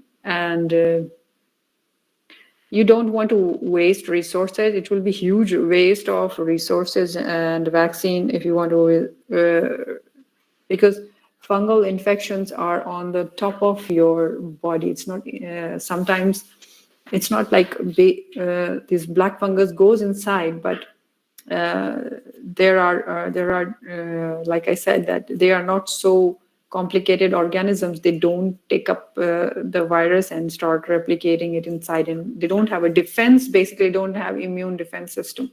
So all you have to do, you need to have some blockers, like molecular blockers that block and block them at some stage or several stages of replication or protein production. Yeah. Okay. How asymptomatic COVID occurred in our body. So asymptomatic, basically you have COVID, but you don't have the symptoms. It means that you have a strong immune system, you have already recovered from it, right? And you have antibodies in your antibodies in your system is being generated, and but they are not in so much high dose to generate a very strong immune and body response. So that's why some are asymptomatic and they are not coughing. They don't have distributed. So so it occurs because of different body reacts differently to the same disease. It can the amount of exposure, depending upon how much amount of dosage, basically it is dosage dependent, the exposure. And some people, even if you are so even maybe the antibody production has already initiated and you faster in some people. So basically, depending upon your immune system, your immune strength and dosage dependency, this can go asymptomatic, and when this comes, they are able to distribute the disease, but they are themselves are not affected by it because it's not so much for their body to elicit a very strong what do you say humoral response like coughing and fever and immune response, something like that. Yeah. Mom, but even that we tested positive. Mm-hmm. Yeah. So asymptomatic means that you are basically infected, but you don't show the signs, right? That's what asymptomatic is. Yes, mom. And this happens because your body is like I said, that everybody is different, treats the same disease differently. I mean, it takes up, and the level of what do you say, the reaction is different for different bodies. So those who are asymptomatic, basically they have the infection, but they are not showing so much. It means that the the viral load in their body is not so much yet, and somehow it's being either under control, or the body has started producing antibodies, but it's like it's in certain amounts. It is not so much or a fever, but still it's there. So the viral load is not so much to elicit a very strong physical response, but it's still there in the blood. And if the since it's been transferred via mouth and nose, so it can get transferred to other people by aerosol or air spray, or very close contact basically happens because you sneeze somewhere or you put your finger in your mouth or nose and then you touch somewhere unhygienically. So that's why they say that keep washing your hands so that you don't pick up from a surface. Cover your face so that it doesn't come to you directly, and stuff like that. So that would be my best answer, that how asymptomatic depends upon the viral load, and different bodies react differently to it. But slowly it goes away. The body starts producing the antibodies, and the asymptomatics they get like they get over the infection. I Thank you, hope ma'am. yeah, okay. Why it is prescribed to use same vaccine rather than mixing the... No, Pragya, this is a question that you can answer. That's what I have talked about. So you tell me, what are the two different vaccines doing? And if they are using same antigen for the same epitope, it can produce the same antibodies in body. So it is prescribed to use do not mix the doses of vaccines. So for these RNA vaccines, you have to consider that they are very very specific in their sequence, right? They are being produced. The spike proteins. It's true that they're producing the spike proteins, but you have to also imagine that there are other proteins also on the surface.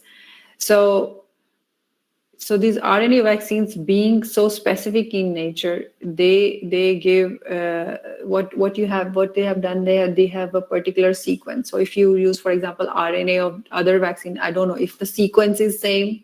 If I say that, okay, the sequence is exactly the same, they have been developed exactly the same way, you can take it. But you're not going to mix the two RNA vaccines, because they're bound to be some changes in either, because you know that the mRNA vaccines, they don't go alone. They have capping, they have tailing, they have some cassette in the between. It's not just the spike protein that we are talking about.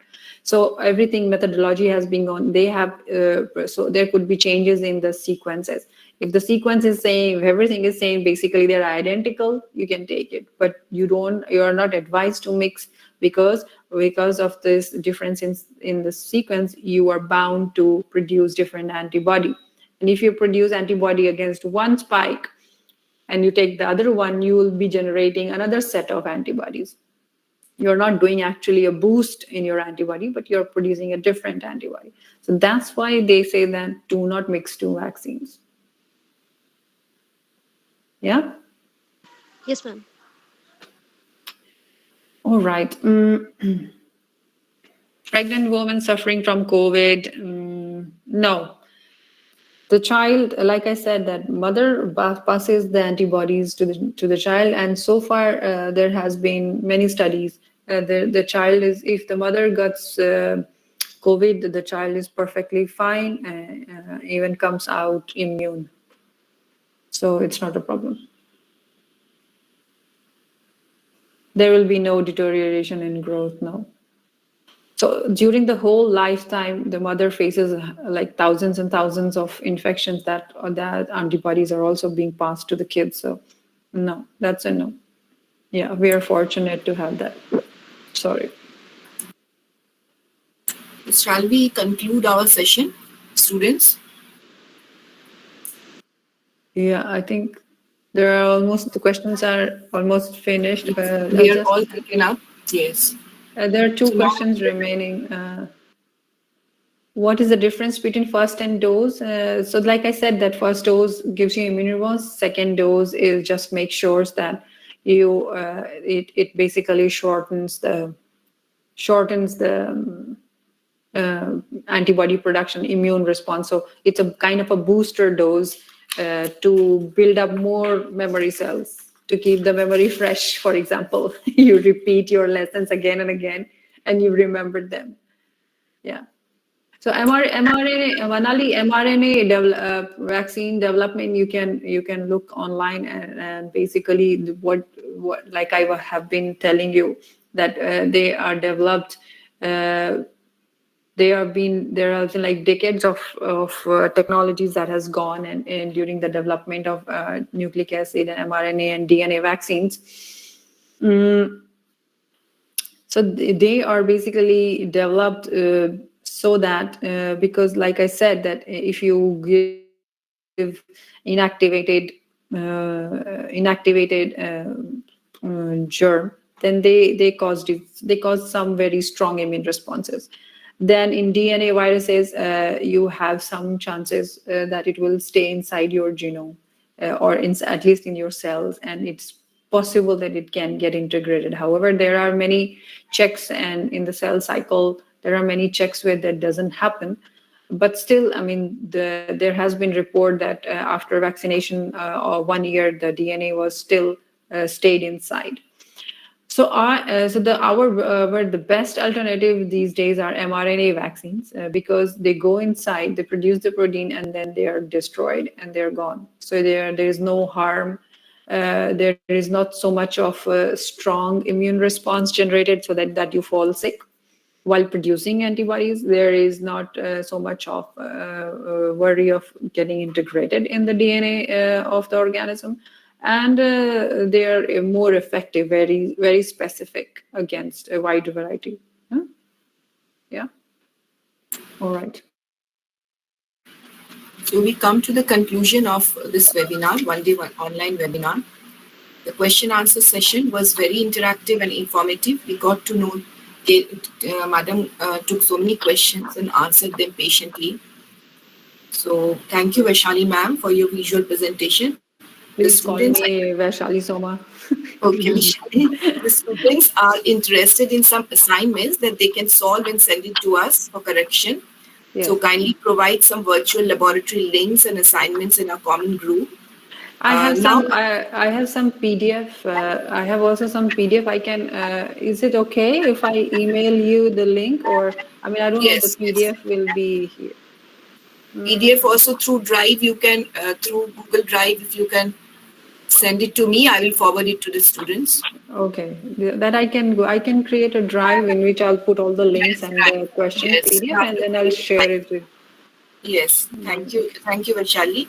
No And now problem. I would It's a like our pleasure. student, I would like our student Usha Jha to proceed with the vote of thanks. Usha, Yes, ma'am. are you there? Yes, ma'am. Please proceed with the address your vote of thanks to them. Yes, ma'am. Thank you, ma'am. Good evening, everyone present here. I am Usha, and I am here to present the vote of thanks for today's workshop. It is such an honor for me to thank all dignitaries on behalf of Biotechnology Department, Ranchi Women's College. I would like to express my gratitude to all esteemed delegates of the workshop for their presence and contribution to make this workshop a great success. I extend my gratitude to our Honorable Chief Guest, Mr. Lakshman Sah and Mrs. Vaishali Sharma ma'am, to take out time from their busy schedule to grace the event and enlightening us with this knowledge. Today's workshop was full of knowledge and interactive. It gave deep insights into the topic and also revealed some interesting facts. I am pretty sure that the precious knowledge given by our speakers will definitely help us in our studies and future. A special thank to Dr. Samshun Ma'am, Principal of Ranchi Women's College, for providing immense support to make the workshop successful. I extend my gratitude to Mrs. Shalini Mehta Ma'am, Coordinator of the Biotechnology Department, to organize a workshop even during the pandemic. I must thank our teachers, Dr. Soma Roy, Dr. Aruna Singh, Dr. Supriya Srivastav, Dr. Aarti Hansa, and Mrs. Nayyar Naz ma'am, all for working hard to make this workshop successful. Also, thank to all the students present here for paying attention and learning. I would end my speech here. Once again, thank you to everyone present here. Thank you. So we can conclude this session and have a nice day, good day, everybody. So we can exit now, and madam, kindly send the links, okay? Yeah, I will send. Thank you, everyone. Thank you for listening. Okay. I will Thanks. email you. We'll again meet again. Yeah, Meet sure. again and interact. Okay, then bye, girls. Bye. Bye. Bye, Dr. Bye. Vaishali. Bye, bye. Please call me Vaishali. Thanks, Vaishali. Thank you. Hi. Thank you. Yeah. Okay, Bye. Vaishali, the Ah. students, Bye, Supriya, ma'am. everybody, bye. Thank you. Bye. Bye. Bye. Bye, Vijeta. Thank you, ma'am. Thank you, ma'am. Thank you, ma'am. Thank you, ma'am. Bye, ma'am. Thank you, Welcome. ma'am. Welcome. Thank you, ma'am. Welcome. Bye. Bye, ma'am.